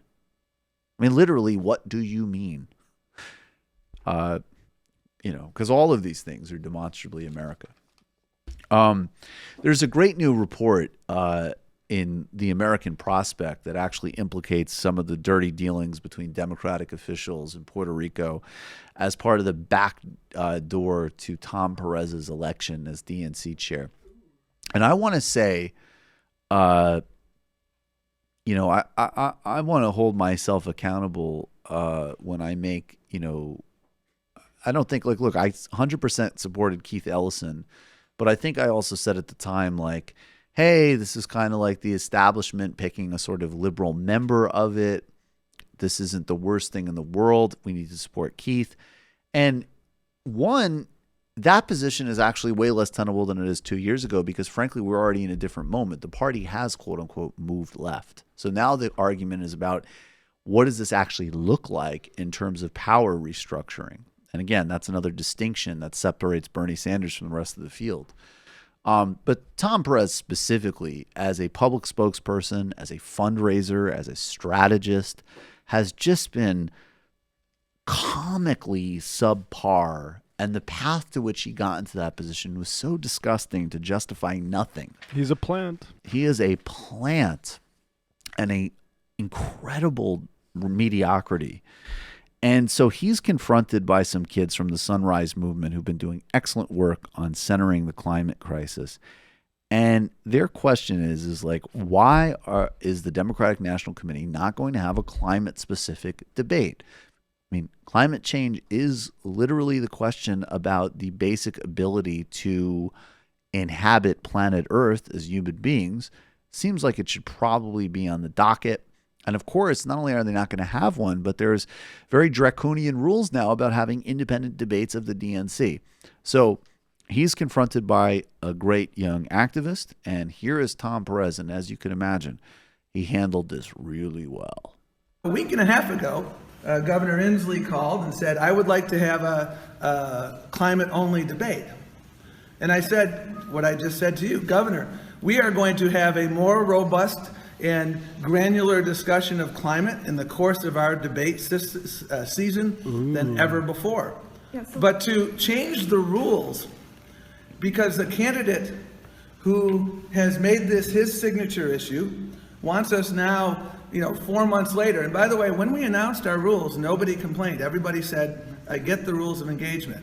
And I understand why Governor Inslee wants to do this, and I understand the importance of the issue. But to change the rules now and say we're going to do it differently after we had all agreed on the terms of engagement, then I need to go back to a number of organizations who said, I want debate on my issue and my issue only. And we don't have enough debates to do that. No, you can still do that. Just go tell them you could do that. We're going to do climate change and not yours. There you go. Right, so if you understand the impact that the climate crisis is going to have, it isn't a single issue. It's going to affect literally every single aspect of our lives, the air we breathe, our homes. With 15 candidates, which I think is almost half, it's not just Inslee, it's not preferential treatment for him if you hold a climate change debate. And I would say that the rules are a very thin defense against the climate crisis. It's going to affect our entire lives. It's not just a single issue. The climate crisis is very real. So, right. And now look, it is very fun when you have the juxtaposition of like, her facts are right. The moral case is right. She's, I don't know how old she is, but she's already far more articulate and strong a speaker than Tom Perez. And we'll get back to him, but I really do want to I'm sorry, I have to, I'll be a blunt instrument on this segment. Let it sink in that he will not support a forum on arguably outside of nukes, which isn't even on the table. I mean, my God, every single presidential election I think should probably have an arms control forum, for God's sake. But an issue that is literally existential, and his argument is rules. I mean, this is we can't treat you at the hospital for a, gunshot wound because somebody didn't fill out a form correctly type of stuff. And I'm sorry, this idea that he would have to go back to activists and disappoint them by saying, like, they're not going to be able to dedicate the time to him, that's not going to be a surprise to those activists. Like they'll be used to the Democrats being like, yeah, we're not going to. Yeah, I think they'll be like, wait a second. At least in this case, you're actually blowing us off for not a pharma lobbyist. Oh, you're doing the thing you always do. Oh, thank you, Tom. At least in this case, you might be doing it for something that actually matters. And there's 12 debates scheduled, or not scheduled yet, but there's supposed to be 12 debates by the end of April 2020. You can't fit one in that's climate based. And we should also point out that that provision they have, which says you can't do our debates if you do any independent debates. Absolutely. A single issue. The climate crisis is very real, and that is why, at the end of the day, I urge you to judge us. I always hate when they end of the day you. And also the hand movements that he clearly got. He went to some coach or even just watched his own YouTube videos. It's like, how did Barack Obama learn how to speak? I bet you he still watches the Republicans Don't Give a Shit About You video. Yeah, his one moment, which even then was only sort of basically ironically funny. Go ahead. Crisis is very real, and that is why, at the end of the day, I urge you to judge us on whether I kept my word that we are going to have a broader and more robust debate on climate than ever before. There are debates where there wasn't a question about climate change in the debates last time, so it's a pretty low bar. Yes. You carve out a section of the debate, and it's on issue A or issue B. We will be doing that throughout the course of the debate season. Whoa. There are a number of different ways to make sure that we meet the North Star principle that you and I both agree on. North which is Star? Climate change is real. It's an issue that was not discussed adequately in the past. We're not going to allow that to happen again. And we're going to do it in a way that makes sure that we are respecting the gravity of the issue. Oh, Jesus, you already aren't. I mean, unless the rest of that clip is, also we're going to expropriate fossil fuel companies. Yeah, right. It's like, how about, you know what? I will trade a debate for the complete nationalization and criminal prosecution of the leadership class of all the major fossil fuel companies. I'll trade you for that, Tom. That's so frustrating. Like our North Star principle that climate change is real. Yeah, Tom, we know climate change is real. The problem is, what is the Democratic Party going to do about that? Yeah, I mean, this is incredible. Like this is like if climate change is real, every single national leader of the Democratic Party from the 1990s has said climate change is real. I mean, I don't even know. Like, that's not even saying some like vague cafe targets or something. Tom Perez is a disaster, and we should keep. And it doesn't matter. You know what? If it benefits Jay Inslee, and I've heard, Jay Inslee has been my sort of like, him and Gravel have been my kind of like favorite, 0% candidates. But I've heard that his record as governor in Washington doesn't necessarily match up to his rhetoric, and so that's worth. I mean, frankly, I don't know if it's worth exploring now because he's not a factor in the race. But the truth of the matter is like, if he's opportunistically promoting that we need to center the climate crisis, good. That opportunism should be rewarded. I mean, the childhood logic, I'm sorry, Bruno, I'll just get to you 1 second, but like just the idea that you're like, oh, we can't talk about the most important issue facing humankind because one guy's using it to his political advantage. It's very opportunistic to take on something that will save the human race. Right. Yeah. Right. What? Yeah. Look, I mean, right, exactly. And if Jay Inslee is sitting there like, you know what? I frankly don't give a fuck about polar bears. In fact, I think if we would just let Peter Thiel figure it out, we could deal with climate change. But I want to run as a boring middle-aged white governor, and the only path to do that is to reach out to these lunatic kids that think that somehow they won't be able to breathe in the future. If that is Jay Inslee's secret monologue, well, then actually he would be a far more sort of interesting public character than he seems to be. But then, great. So what? Precisely the opposite of a Sam Harris argument right now. Intentions are irrelevant to this conversation. Have a climate debate, and just, tweet in a very respectful and nice way, but say, hey, Tom, do you think you're doing a good job? Hey, Tom, would you care to revise your answer to the young activists about why we don't have a climate debate? Hey, Tom, do you think we could fit in a 13th debate on the most urgent issue facing the planet? Hey, Tom, can you audit a class at Brown about running a political party? Because Lord knows I hope you aren't teaching it. Turnip Bega. Wow, Sam finally caught up with Marin and interviewed a president. Glad to be here for this historic moment. Yellow Sweater. That one didn't come through. Josh from Arizona. You guys talk about the Raytheon merger? No, I don't know about that. That sounds important, actually. Kentucky Fried Comrade. One of the things that bothers me about Biden's claim that the Republican fever will break when Trump loses, that even if we grant that absurd idea, it would have been true of any Democrat who beat Trump. Right, precisely. Except he's implying, first of all, he's insulting President Obama by doing that, which Sam has pointed out, and that's why the Obama people don't like it. And maybe there's even a racial kind of implication by that. I mean, I could see that. And then also there's, the notion that I think is also in it, which is okay, their fever will break just enough for them to stop sort of winking at Nazis, which I guess is good. And then also enough maybe for us to team up to finally cut Social Security, which I am totally not at all unconvinced wouldn't be on the block in a Biden presidency, given his entire history. Brock from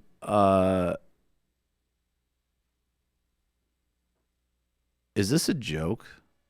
I think this is a joke. Brock from VA, mildly teasing progressive allies like Pac-Man is exactly what turned Dave Rubin from a progressive comedic genius into a YouTube alt-right tour guide. Do you want more Nazis? Because this is how you get more Nazis. Okay, yeah, I hope that's a joke.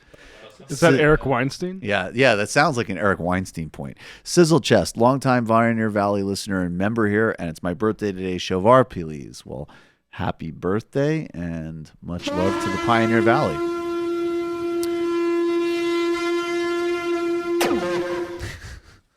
So Bernie did this address on, well, actually, let's start with funniness first. Do you guys remember Marco Rubio, Lil Marco?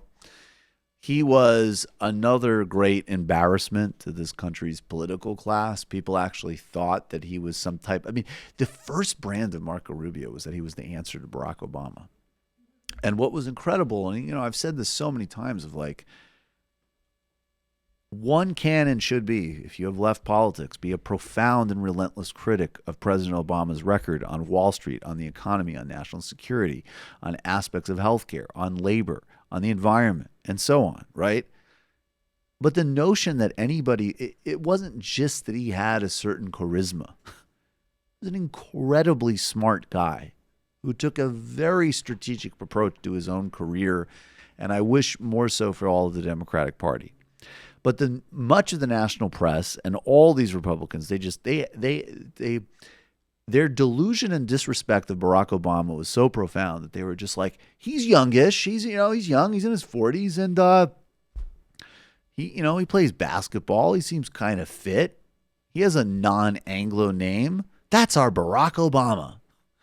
In a way that was just totally delusional and disrespectful to Obama. And then, of course, Marco Rubio ran for president. It was a disaster. He was humiliated by Donald Trump. He had a few moments where even Marco Rubio, who I have absolutely no respect for, I think he's not bright. I think he is purely the pawn of the arms industry and far-right interests in Florida. There's not a single issue in which he's distinguished himself on. But there were one or two moments with Trump where it actually seemed like even this total dull careerist registered that you could not have a dangerous, bigoted, narcissistic authoritarian as president. But, of course, he endorsed Trump and kowtowed to Trump. So even that one or two moments where I actually genuinely thought he had some human recognition that Trump was unacceptable is gone. And now here he is as just another far-right war-promoting backbencher. He tweeted out that photo of Gaddafi a couple weeks ago, which is, I think, actually helpful in our resistance to regime change in Venezuela. And he needs to find a way to get back into relevance. And so since an important and dynamic and conscience-driven politician like Bernie Sanders is talking about democratic socialism, and I don't know, maybe there's some, 90-something like Bolita entrepreneurs who still remember the Bay of Pigs. Here is Marco Rubio talking about democratic socialism. Democratic socialism is quickly becoming a trendy phrase in American politics. But why has it become so popular among some? Because it allows the radical left to ignore the incredibly destructive history of socialism. And the promises are very familiar: a universal basic income, free college, government-run health care, a guaranteed government job for everyone. There's just one problem. Democratic socialism is incompatible with our American values. Democratic socialism hasn't worked anywhere in the world, and in fact, there are people living in America today who came here because democratic socialism destroyed the economies of their countries. There's no doubt that our public policies must change to better reflect our values of dignified work, and strong families, and thriving communities. But democratic socialism, that will never be the answer. Okay, and of course, just on the last point, Marco Rubio has obviously voted for every single rich and corporate tax giveaway. He's voted to cut protections for consumers. He's voted to destroy health care for tens of millions of people. I mean, we know what his policy set is, right? We know that obviously the idea that there's any policy set that would even remotely benefit anybody who isn't an oligarch is a lie and ridiculous on its face. But the two sort of actual substantive answers to that, if that could even summon any substance, are first and easiest, which is, wait, you're talking about people fleeing higher living standards and higher life expectancy and better life outcomes from Sweden, Norway, and Denmark to come to the United States to not have health care, pay for college, and deal with extreme wealth inequality. And when it comes to countries in the developing world, and particularly countries that people like Marco Rubio want the United States militarily and CIA involved in and potentially assassinating people and destabilizing governments, well, it's pretty useful to remind yourself that actually most of these governments, going even back to the Michael Manley government in 1970s Jamaica, were really focused on, in fact, implementing some form of the same successes that the New Deal did here and countries in Europe were able to achieve for themselves.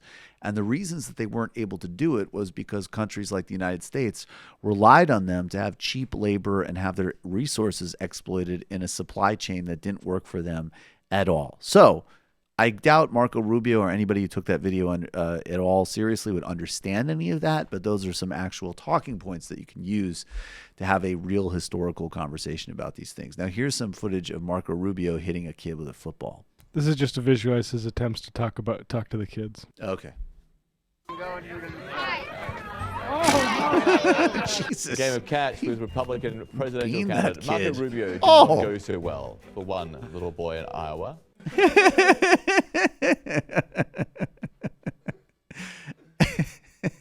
What's this Rubio clip here? Is this a classic? Okay. This is from February 2016. Oh, this was so fun. We are taking our message to families that are struggling to raise their children in the 21st century, because as you saw, Jeanette and I are raising our 4 children in the 21st century, and we know how hard it's become to instill our values in our kids instead of the values that try to ram down our throats.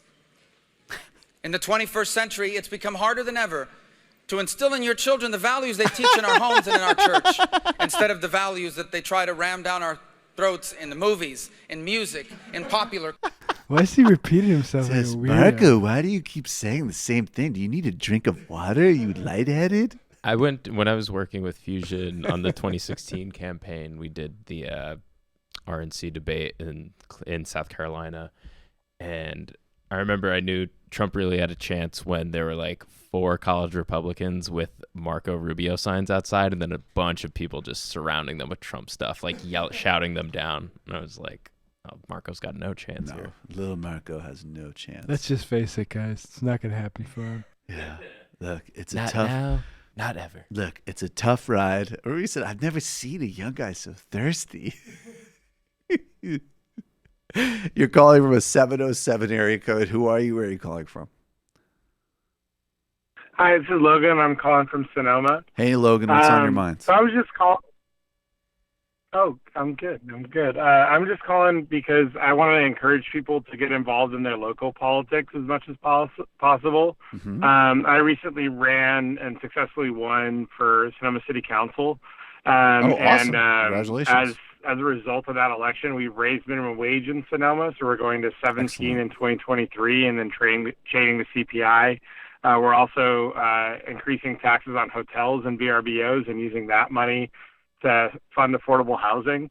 And it's pretty amazing. I had no political experience before, but I was born and raised in a town. It's a town of about like 10, 11,000 people.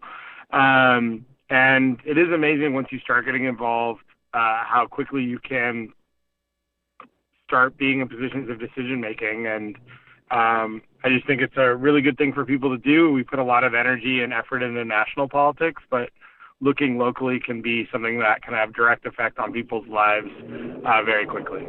Awesome, Logan. Congratulations. Thanks for the call. Yeah, no problem. Bye. All right, so Bernie Sanders gave a really important address yesterday at George Washington University. And I actually did do a long stream on this yesterday on my channel, and I'll try to elaborate some of those points and maybe find some new ones. I think, and which one, you're starting with one. Okay. This is actually really, really important part of the speech. And, there's a huge amount of substance in it, and it is incredibly important. I'd recommend everybody read Harvey J.K.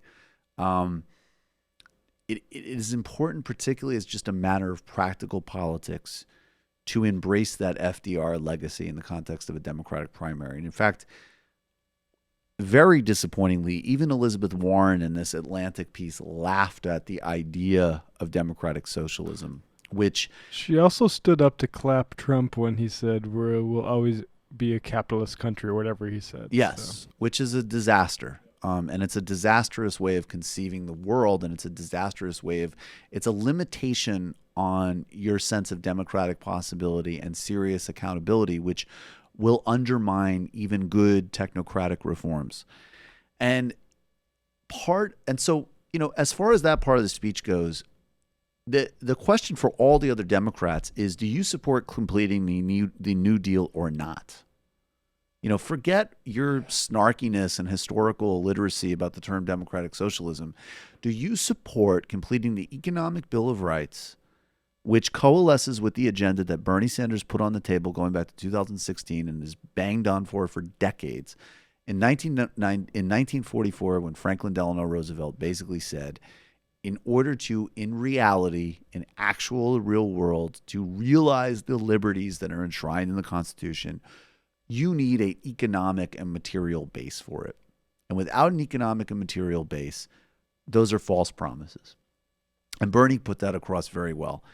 And he also looped it with the fact that, as we see, the hatred of Bernie Sanders from the corporate class, from the political class, it makes sense why, the worst people in the Democratic Party, the people who run Center for American Progress, the Democratic leaders, the people who've been having this model that has worked for them professionally for decades, but has mostly actually been a critical failure for the Democratic Party. And of course, God forbid, its most necessary constituencies, poor people, working people, people of color, in many key areas, that they hate this guy. And, one of the reasons that I find it so mystifying and bizarre that, people, for example, who are, frankly not part of the oligarchy buy into the propaganda against him is because you're doing the job of other people who don't generally share your interests, and it's incredibly self-defeating. And even where the legitimate criticisms of Bernie, they frankly come from a very left position that is not represented by any other candidate. And so, Bernie is going to go back to the classic FDR quote here about the real forces that he's up against: Wall Street, Silicon Valley, pharmaceutical, health insurance, much of the leadership of the Democratic Party, of course, the Republican Party. And he's going to echo Roosevelt in exactly how he rightly feels about it. Like today, the quest for transformative change was opposed by big business, by Wall Street, by the political establishment, by the Republican Party, and by the conservative wing of FDR's own Democratic Party. And he faced the same scare tactics then that we experience today: red baiting, xenophobia, racism, and anti-Semitism.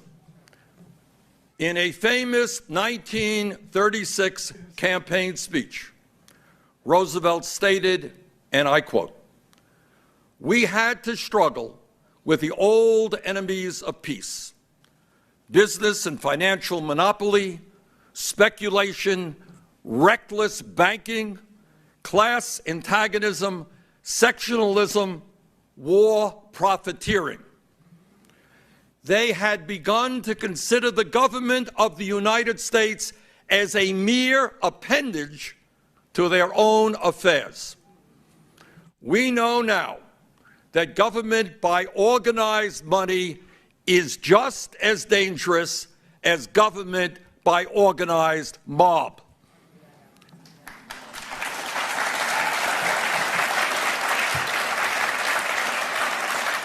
And Roosevelt concluded, and I quote, "Never before in all our history have these forces been so united against one candidate as they stand today.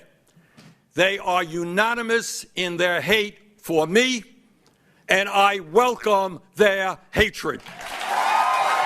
Boom.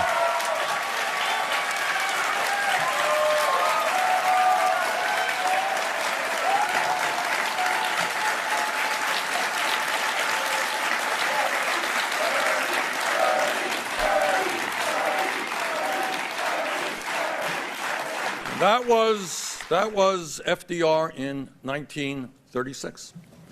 Now, although it does sound, I must say it does sound a little contemporary, doesn't it? Despite that opposition, by rallying the American people, FDR and his progressive coalition created the New Deal, won 4 terms, and created an economy that worked for all and not just the few. So this is really, really important. And again, I think he's exactly right about the forces that are up against him and also the fundamental distinction between his position in this race and others. It's a difference, as Ben Burgess said, it's not a question even of better, it's just a different kind. And then he's going to go on and outline his plan for economic freedoms and their importance. Freedom is an often used word, but it is time that we took a hard look at what that word actually means. Ask yourself, what does it really mean to be free? Are you truly free if you are unable to go to a doctor when you are sick, or face financial bankruptcy when you leave the hospital? Are you truly free if you cannot afford the prescription drugs you need in order to stay alive?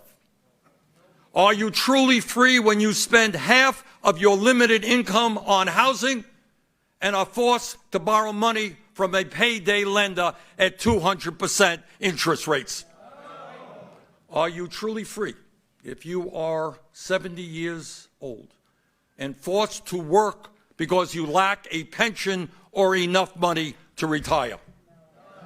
Are you truly free if you are unable to go to a college or a trade school because your family lacks the income?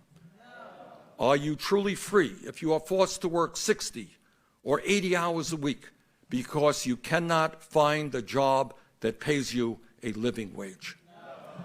Are you truly free if you are a mother with a newborn baby, but you are forced to go back to work immediately after the birth of that child because you lack paid family leave? Are you truly free if you are a small business owner or a family farmer who is driven out of business by the monopolistic practices of big business? Are you truly free if you are a veteran who has put his or her life on the line to defend this country and tonight will be sleeping out on the streets? This is so important and it's so basic. There's no substance to those other freedoms without the material base. And and again, this is another very important way and linking with the fight for every category of liberation and against the bigotry and white supremacy. There's a reason also that Bernie Sanders centered so much of this in the 30s. And there's a reason why we look at great leaders like Nelson Mandela or Olof Palme in that broader democratic socialist tradition, because they were some of the only players who made all of the major calls right about authoritarianism and fascism. And yes, there is a vitally important American tradition here, including, by the way, quoted extensively from Dr. King, that is democratic socialism. The civil rights movement was a two-sided movement. One hand to end American apartheid and legal discrimination. It was also to complete the New Deal by stripping away the compromises with the Dixiecrats and making it universal protections for all forms of labor and all forms of social delivery. So, and there's a radical tradition of Debs, who is, of course, Sanders' hero. And then there is, even with the historical complexities, the hugely important accomplishments of the New Deal. So it was very disheartening. You know, the Atlantic caught up with his rivals, and they said, as Bernie Sanders leans into socialism, his rivals laugh. Waterloo, Iowa, making Elizabeth Warren laugh can be tricky. Throwing her off her talking points is almost impossible, but both happened when she heard that her 2020 opponent, Bernie Sanders, was scheduled to deliver a major address today, according to his campaign, entitled "How Democratic Socialism is the only way to defeat oligarchy and authoritarianism." The Massachusetts senator shook her head. It was Sunday evening. We were standing in the backyard of the house in a poorer side of town, and it goes on. She's making her spiel. And then she says, I'll have to hear the speech, she said diplomatically. And, you know, she kind of brushed it off and said, I have to hear it. But her first response is to laugh. And then we go in descending order. They asked, you know, Hickenlooper and Bannon. I don't even know why they would. You know, they're irrelevant. Kamala Harris simply said, huh? And so on. Ask your dad, Kamala. Yeah, ask your dad if you're confused. He would have some expertise on this. But the thing about, you know, or maybe he might not want to speak. But the thing about this is that it's campaign stuff and it's juvenile and whatever, but they're not just rejecting Bernie Sanders. They're not just rejecting the absolute necessity when you talk about real human beings that need these policies. I mean, it's disgusting. If you have any sense of actual people in your life that need Medicare for all, that's not a luxury, it's not a negotiation, that need massive debt cancellation, that need a structural approach to fighting racism and xenophobia and fascism, which Sanders also outlined. Yes, it's offensive that they would dismiss that, but it's a historical illiteracy that rejects their own party and tradition. I mean, how many, you know, FDR dinners are these candidates going to? What's your position? Are you, you know, do you want to live out in 2019 and include, of course, the, you know, and build on the legacy of A. Philip Randolph and Martin Luther King Jr. and Eugene Debs and FDR for a fully realized 21st century American social democracy and full democracy for all human beings here, because that's the only way it will work? Or are you, you know, the inheritors of, in, you know, Pete Buttigieg's case, he's a former McKinsey guy, as we talked about earlier. That was his first gig out of college. The post-1970s technocracy, corporate tinkering strain. Or if you're really going to aggressively reject, you know, the FDR legacy, well, you're on the right-wing part of the party that Bernie said in the beginning, and you would have been on the wrong side of everything that we need, from Medicare, Social Security, civil rights legislation, and so on. So, you know, pathetic. Pathetic to laugh at it when you are denying the history and you also don't have your own philosophical architecture to hang a broader argument around about who and what we should be in this country.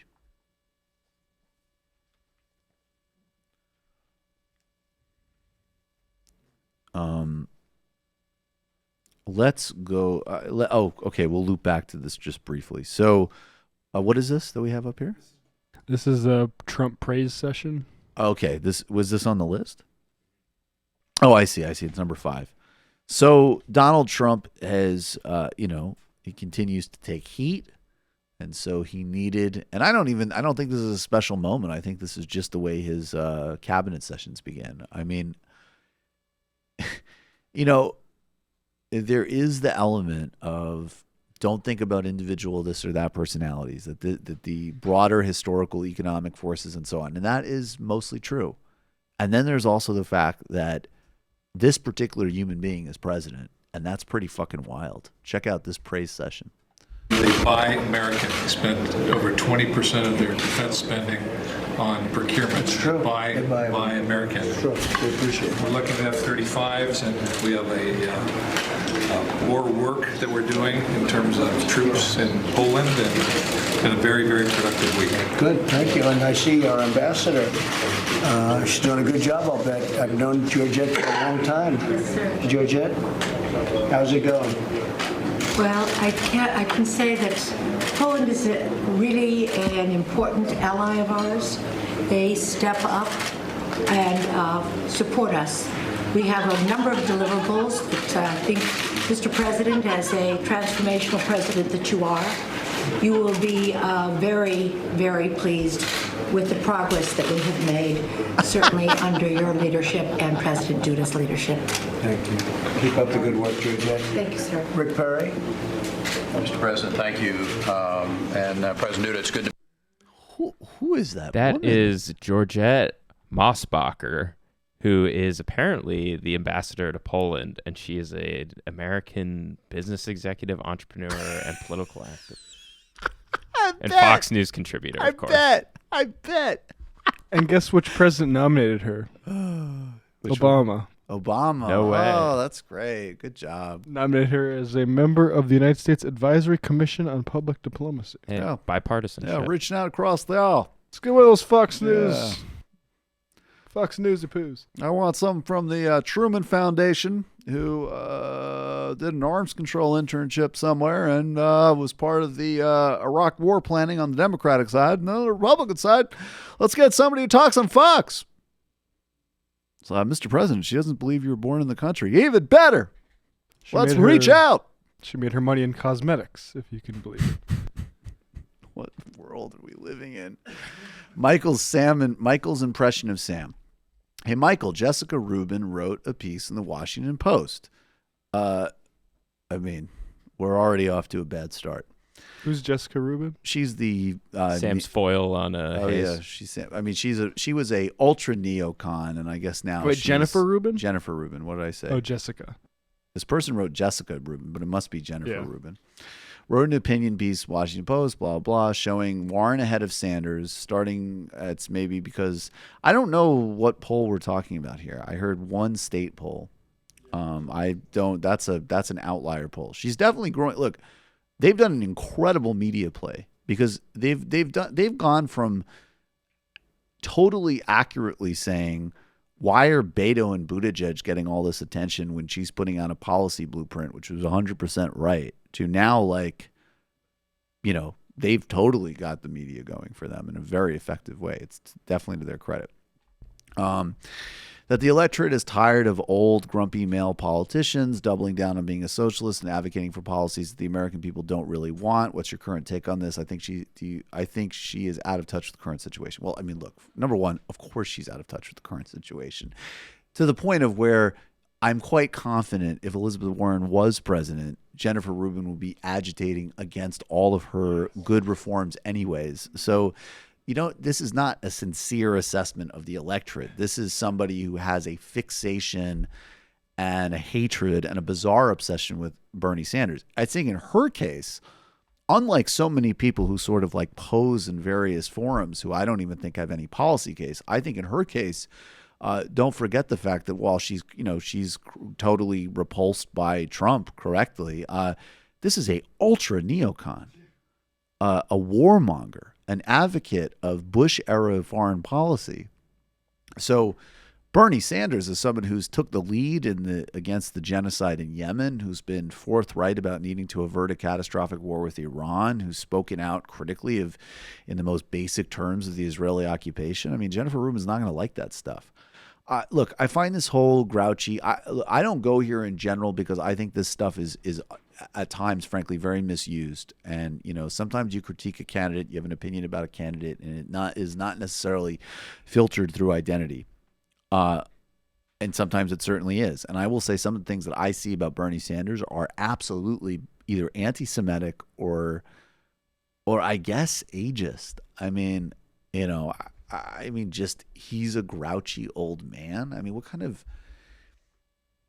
If you look at Donald Trump, Joe Biden, and Bernie Sanders, and you think they're all three the same thing, you're not able to do political analysis for a living. So that's what I think of that. Here's another thing that Jennifer Rubin probably would not like. So we're going to talk about what's happened in Brazil. And, I interviewed Greenwald on my show. This reporting is stunning. And, I've reviewed this case on this show. It obviously means a lot to me, and it's very nice to have this reporting mean that more people are catching up on it because it is really important. It is really important that we have the world's most prominent political prisoner in the world sitting in a jail cell in the world's fifth largest economy and the largest economy and country in Latin America, and that there is almost undoubtedly a U.S. Justice Department role in it. That matters.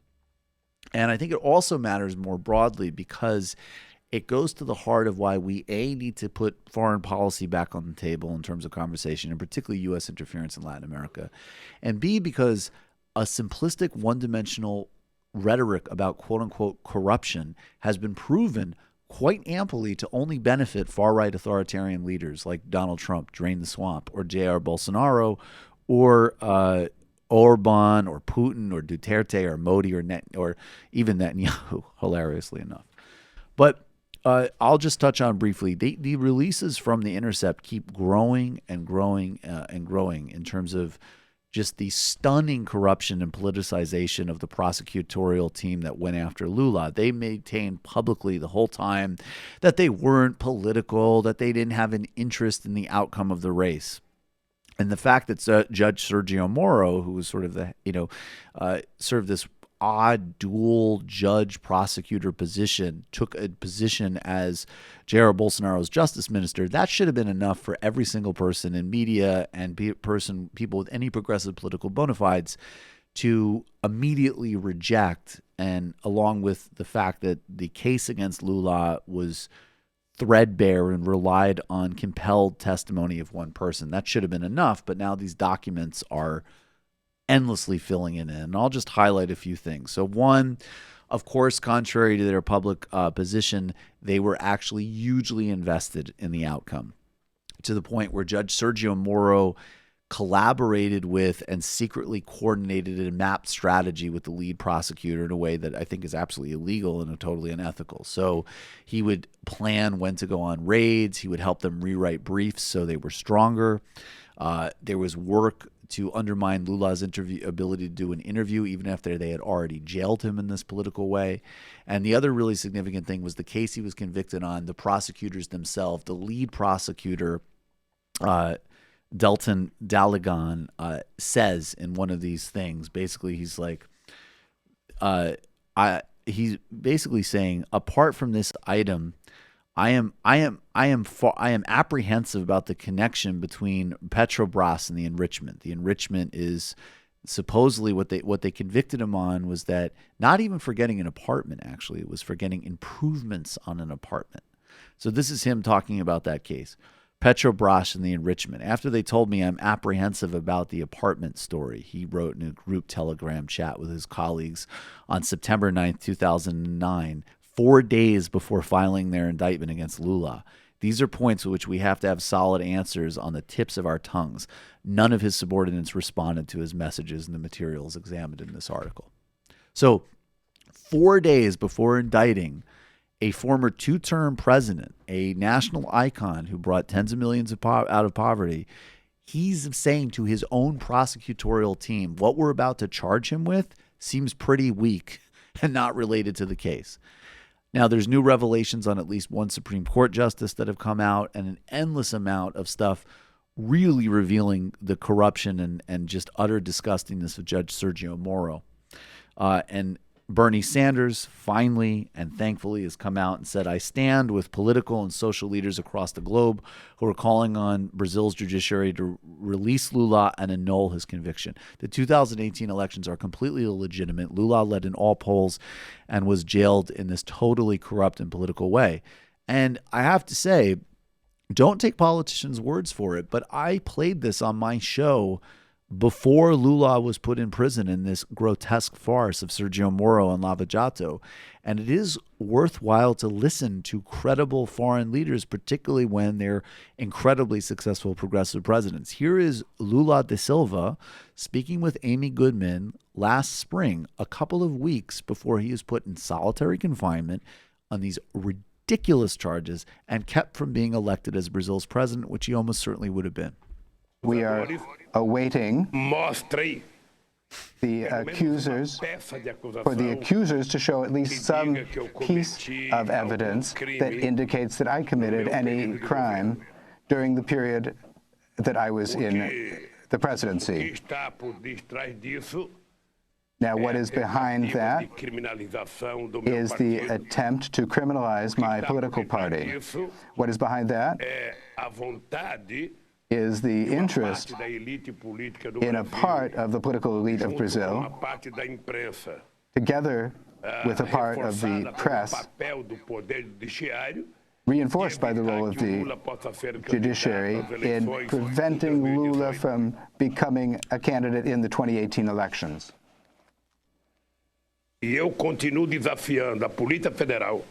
And I continue challenging the federal police, the Office of the Attorney General. I continue challenging Judge Moro and the appellate court to show the world and to show Brazil a single piece of evidence of a crime committed by me. The behavior of the judiciary in this instance is a political form of behavior. That's absolutely right. All of the reporting validates this 100%. And I will say, look forward, because this team of prosecutors and Sergio Moro are so political, right-wing, and unethical. They were illegally tapping Lula's phones. They released distorted phone conversations to embarrass people and so on, going back years. So I'm sure they will respond with more dirty tricks and propaganda. He's a political prisoner. He needs to be freed now.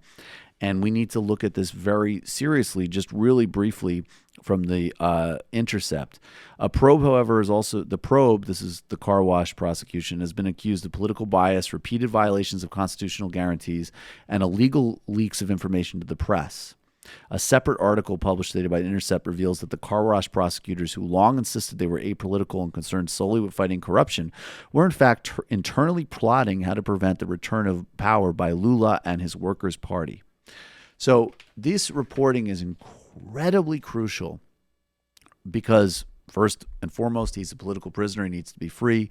Brazil didn't have real 2018 elections. Corruption as a discourse favors the right, and we need to understand how to talk about it properly and in capitalist and oligarchic terms. And then also because the U.S. media still to this day has covered this case in an incredibly biased way, which has elevated these right-wing hack prosecutors and repeated their propaganda and lies about Lula. And it wasn't just the New York Times, the Guardian, the Washington Post, and so on who did horrific jobs on this. And you need to be reading Brazil Wire and, of course, the reports of The Intercept. It was even some quote-unquote progressive sources. Wow. That's kind of, I don't know, that's amazing. Yeah, no, that's amazing. I want to get a Lava Jato t-shirt. Yep. I don't know if anybody else wants a. I'm gonna pass on the Lava Jato t-shirt, particularly if you're talking about another country. It's your obligation, particularly if you're on the left. Why don't you seek out real left-wing sources in that country? Because even the ones in Brazil that were much more critical of PT would have told you that the process against against Dilma Rousseff was a coup, and that the prosecution of Lula was totally politically motivated. And so you have, almost certainly with some direction and support of the U.S. Department of Justice, a social democratic government that refused to privatize key geostrategic assets, that lifted tens of millions out of poverty, built hundreds of new universities, made incredible gains in public health, criminalized, and now a fascist is in power. And part of the handmaiden of all of that is just repeating corruption problem. I feel proud of myself about that. I mean, look, it's a problem. You got to understand, what is the difference between someone working within the confines of a corrupt political system to deliver for human beings versus taking $10 million and putting it in a Swiss bank account?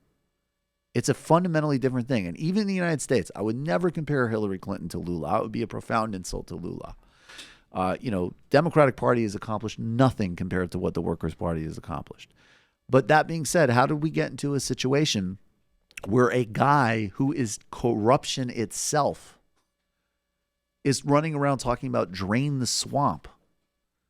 And then Hillary Clinton, who absolutely was involved in what I would call structural corruption, she gets teared as the corrupt one, which she is part of the corruption of our system, against the guy who literally has endless accusations of that. You need to be able to make these distinctions and think intelligently about it. And ironically, the other horrifying thing about Brazil is that what happened to Lula is what Trump is always lying about and freaking out is going to happen to him, right? I'm being persecuted by the deep state. Lula basically was lawfare by the Brazilian political class to criminalize him and his party, lie about him, make him a political prisoner. And then on the other hand, Donald Trump quite clearly would love to be able to do what these people have done to Lula, to Hillary Clinton, to Barack Obama. So there's a lesson on both ends of this here. You need to, Ro Khanna released a statement, Bernie Sanders released a statement. You need to go praise them both, and then you need to go and flood everybody else with a pretension of progressive leadership. They should have done it months ago. And today, after these revelations that not every single, forget even progressive Democrat, hasn't come out and demanded his release, is stunning. And I'm including that on a spectrum of everybody from a guy like Beto O'Rourke, who likes to pretend he's in tune with things, to at the very least, I mean, my God, I'm always being told about what an anti-imperialist Tulsi Gabbard is. She hasn't even signed any of the Lula letters to begin with. I'm suspect of that. I am. This is that to me, this is red flaggy all over the place. That's exactly how I'd put it. And another great example to show that Elizabeth Warren has no global solidarity, has no understanding of international affairs, from a non-interventionist and a real critique of U.S. foreign policy perspective. And of course, AOC, profoundly disappointing, and no speed, from Grijalva or other leaders. It's just incredible that they haven't all come out for this. All right, let me take another call. You are calling from a 978 area code. Who are you? Where are you calling from? Michael, what's up, man? It's Eric from New Jersey. Eric from New Jersey. What's going on? What's on your mind? Oh, what's up, brother? I wanted to just talk. Last time I called the Majority Report, we talked about Medicare for All. You and I talked about it on a patron call. Okay. I just want to talk a little bit more of the strategic end of it, because I don't think I need to preach to the choir. I think probably most of your listeners are pretty much on board with it. I don't know if you caught that New York Times article that came out that basically talked about exploitation of medical professionals by this whole bureaucracy of the system. That a lot of people have been kind of sharing that article around. You know what I'm No, I talking didn't about? catch it. No, tell me. Yeah, it was a testament to the fact that the medical field, the healthcare field, has been bureaucratized for the past, 30, 40 years, and that the rate of growth among administrators in the field has been like hundreds to one. The rate of job growth, and you look at doctors compared to the administrators who are basically paid to just follow them around with a microscope and make them check boxes, has grown 10 to 1, and how the field is basically thriving and meeting its quotas and meeting its deadlines and meeting its productivity because they're taking advantage of the fact that clinicians are so dedicated to what they do that they'll stay the extra hour to complete charts. They'll see all the extra patients. They'll click all the boxes you tell them to click. They'll do basically anything you need them to do because they're dedicated to what they do. They are in the process of, they're in the field of human healing, and that's basically being used by the sort of bureaucratic, structure within the medical field to just squeeze whatever out of them that they can. And that sort of connects clinicians, doctors, psychiatrists, nurses, pharmacists, whoever, to the sort of working class in general. Yep. And I think that to get us sort of over the edge of really getting a broader support throughout the country for Medicare for all, yeah, I think to have the overwhelming support of doctors and nurses would really be the sort of final nail in the coffin, because to be able to say, hey, look, whatever you Fox News contributor or whoever else you want to think about this, look, 70, 80% of doctors, nurses, I mean, I think that would be a major strategic advantage. And I think if I could get in Bernie's ear somehow, what I would tell him is you need to take this message of workers' rights and labor and speak directly to doctors, nurses, pharmacists, physical therapists, everybody, and say, look, you're being exploited under this sort of private-for-profit healthcare system. And under my Medicare for all system, we are going to make sure that people who are actually in the business of laying their hands on patients and taking care of people, you're going to be in those conference rooms. We're going to design a system that sort of puts the soul back into healthcare. We're going to make sure that you are not turned into sort of mindless data enterers. We're going to move past the stage where you spend twice as much time in front of a computer screen as you do with your patients. And I think if you can incorporate that messaging, I think that's, if you actually talk to doctors who are not, I mean, right now the polling among docs is like a little under 50% support Medicare for all. And if you actually go around and talk to physicians and say, like, what's your concern with this? Why don't you think? I think most are just concerned with more, they hear more government, they think more bureaucracy, they think more box checking, less bureaucracy without all of these insurance companies undermining your work. Exactly. That makes total sense to me, man. I think that is a point that he should definitely make. I appreciate the call. Sure thing, man. Thanks. You're calling from a 317 area code. Who are you? Where are you calling from? Hi, this is Frank from Indiana. Hey, Frank, what's on your mind? Oh, well, I was wondering, well, first of all, I watched Bernie's speech yesterday. I thought it was great, and I agree with most of your comments about it, but I wondered if you saw this article in the New Republic by Connor Lynch called The Left's Failure to Envision a World Without Capitalism. Mm-hmm. No, I haven't read it. And so basically, the main point of the article, without going in too much detail, the main point of it is that the author's saying that Bernie, by focusing on FDR's legacy and extending and fulfilling that legacy, what he's really doing is arguing for, a robust social democratic welfare state, and that a lot of what he's arguing for is really just, policies that would be considered status quo in a lot of other developed countries. Well, I'll tell you what I think. Can I just, is that the argument? Because I can tell you what I think. Well, yeah. Because I've heard this. And also, he also says that he doesn't, Bernie isn't really, at least not in his speech, he wasn't really arguing for. Okay, yeah, he wasn't arguing for Eugene Debs. Sure. Okay, yeah. I look, I just, there's a couple of different things that come to mind when I see this kind of take, and on one hand, it's like, look, in a broad intellectual sense, it's true. And if I wanted to be generous, and I'm very hesitant to be generous right now because and I'll explain that in a second. But it's like, look, our jobs, if we care about advocating a world that is post-capitalist, that has these more structural, long-term reforms, we're creating space for that in journalism. When I do a show on someone like Thomas Sankara, or we talk about the Meigner plan or whatever, I mean, that's what we're doing. So there's value to that, and there's a sort of pedantic college truth about that point.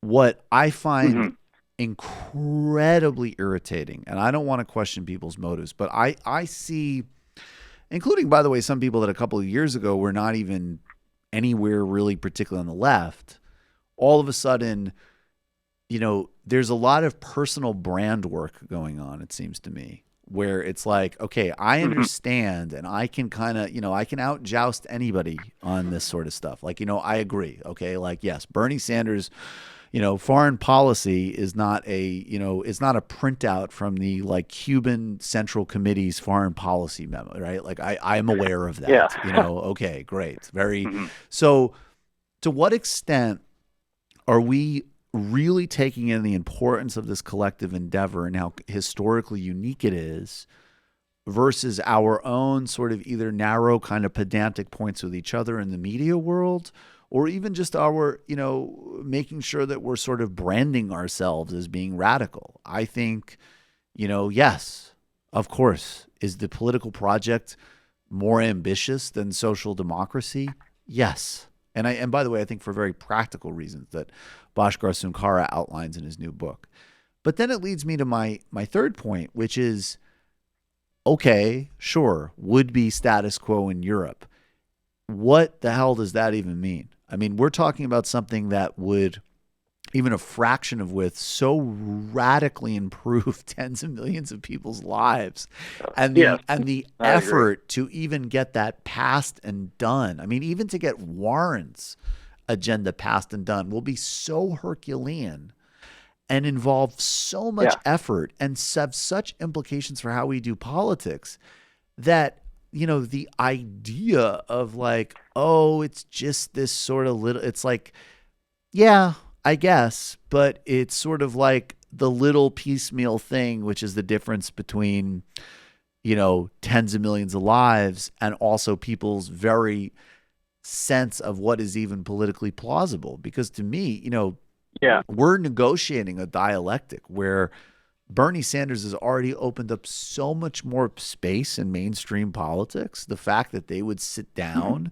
and say the right strategic move is to frame this. And by the way, you can correctly frame this as part of FDR's legacy. And then to, I don't know, I guess I could get on Twitter and say he should have, I quoted Chavez or something, but I don't know. I don't hide my ball on this. I think this election is really important. I think it really matters. And, I agree. So that's kind of my view on it. And I mean, look, and I also just want to say, I haven't read the article. So I feel I'm trying to have a broad response to this beyond the article. But I think it runs the gamut from broadly, generically true to okay, but so what do you actually do with it? And my skepticism about how some people are kind of positioning themselves in a media level, and then through to having actually a very real conversation, about, and again, look, a practical distinction would be Bernie Sanders cannot support, and he has not supported intervention in Venezuela. That is really key. Right. And then, you know what? Is he gonna rip into Maduro? Yeah, he probably is. And some people really don't like that, and some people agree with that. But he ain't doing, again, if you want this guy to get out, give a speech and say, and another thing, when Daniel Ortega was saying down with Yankee, I was pissing on a flag. He's not going to do that. And he shouldn't do that, because we actually want him to win the presidency. This isn't like a kind of hipster project. And the extent to opening up and expanding our horizons, that's still the work of movements and journalists and local politics. And that will also have a reciprocal relationship with Bernie. I mean, you don't think I haven't been frustrated as hell that he hasn't come out and said for ages that Lula should be immediately released? Of course I am. But I also recognize, but that's one last example. If after these releases he still didn't say it, that is where I would come out and do a segment, be like, what the hell? But he did it. And it's like, I get the calculation. The best path would have been to say it months ago. I think in this case, he could have been a little bit more aggressive, but whatever. I don't know. We got to be real about this race and the stakes of it. That's really my bottom line. So I guess Yeah. And I agree with you. I think it's important, not to minimize what Bernie is doing and the movement that he supports, and how, as you say, it could, literally save tens of millions of lives. But I guess what I'm wondering is, do you think that if he did give a speech, explicitly defending worker ownership of the means of production and so on, do you think that would Baby steps. make it impossible for him to succeed politically? It would totally depend how you framed it, but certainly using that phrase would at this moment, yes. Now, I think he could have, without a doubt. Now, he could have. I think if he mentioned, maybe he could have mentioned some of his really innovative proposals. They are foregrounding on supporting workers and owning firms. He could have used that as an example of a kind of like dynamic of the moment solution. And I don't think that would hurt him, and I don't think it has hurt him. That's actually, by the way, speaking of policy proposals, that's about the most innovative proposal that anybody's put out. But, look, sure, it could have been a little bit more of that. But a lot of what I've seen is that's a very specific thing that may or may not have been in his speech, and he should highlight. But yes, if he used the phrase "seize the means of production," we're not there yet. I'm working on it. Maybe by 2030, a candidate can say that. But let's not, pretend that running for president is the same as building social media clout as some type of left-wing pundit. I have a real problem with that. I appreciate the call, man. Yeah, no. Thank you. Yeah. All right. Sorry, guys. You. We got to run. I'll take one last call really quick because you've been on for 90 minutes, but this got to be really quick because we're running late. You're calling from a 562 area code. Who are you? Where are you calling from? Hey, Michael. This is Nick from Seattle, otherwise known as the David Pacman Tattler. Jesus Christ. Well, I had not seen that video till we played it, but apparently you have very much annoyed our friend David. Yeah, and I got to be honest, I did mischaracterize him a bit. So that Do you want to say sorry? He's not open to the public. Take this as your chance to apologize. Yeah, you apologize to David Pacman, sir. Yeah, but you said be quick, so I'll just. He's like, yeah, whatever. You said quick call. Let me get to my actual point here. Okay, sure. Go ahead. What's your point? Cool. All right. So I'll start by saying I fully believe that mere exposure to actual leftist ideology is all many right-wingers need to question their faith in the right wing. Mm-hmm. I think that the next step is questioning the capitalist system as a whole. Both my mother and brother were Rubio supporters in 2016. Wow. And I remember back in 2008, my mom liked Santorum, and now they are fully in Bernie Bro territory. Awesome. So, perfect. Yeah, the downsides of capitalism are pretty obvious. Constant financial breakdowns and massive income inequality are obvious even to the politically oblivious. Professor Richard Wolff has discussed the focus on the workplace in implementing socialism, which could be part of the answer. But what I'm more interested in is discussion about is what can be conceded in order to not make it seem like socialism is some utopia, but an actual system we can actually have. So what are the major obstacles in an already implemented socialist system? And I know there's a lot of different socialist systems, but just in a broad sense. What are the obstacles? Yeah, no, not the obstacles, but like if we were to already have gotten there, what are the major problems that we would be facing? I mean, how could we know that? We're not there. I mean, there's still going to always be, but to be honest with you, I think the only thing I'll say really quick, and I do have to go, would be, I actually agree with Bhaskara's take on this, that not only would some type of socialist or communist system not be an end to politics, it would be an enhancement of politics, because you'd actually have a lot more democracy in terms of a lot more sort of, not some idea that every type of thing would be collectively decided at all, but there would necessarily be a bit more engagement in things. So you would probably be dealing with, some of the same complexities of how to How do you actually plan an economy? What are you prioritizing at different given times? How are people actualizing themselves? I think those things would all still come up. I mean, there would still just be the problems of being a human being and being alive. But in some ways, it's an interesting question. But it's hard to chronicle because even in the social democracies we have, we know that the biggest problem is mainly capital reasserting itself on the system. But anyways, I appreciate the call, man. Thank you. All right, folks, we got to go. So let me read 2 IMs. We need to get Trump a XXL Stop Snitching t-shirt. I like that. Bullprog. If that's Trump's attitude to info from foreigners, why does he give a shit about the Steele dossier? Because it's against him. We know that. Congressional baseball fan. True story. Back in 2015, before the primaries, I was at a conference where I worked for in a hotel. When I was leaving, Marco Rubio was going into the hotel gym and had the shortest workout shorts on with the whitest crew socks and big white tennis shoes, and he was holding like 3 water bottles. That should have been the last IM. Let's see. The final IM of the day.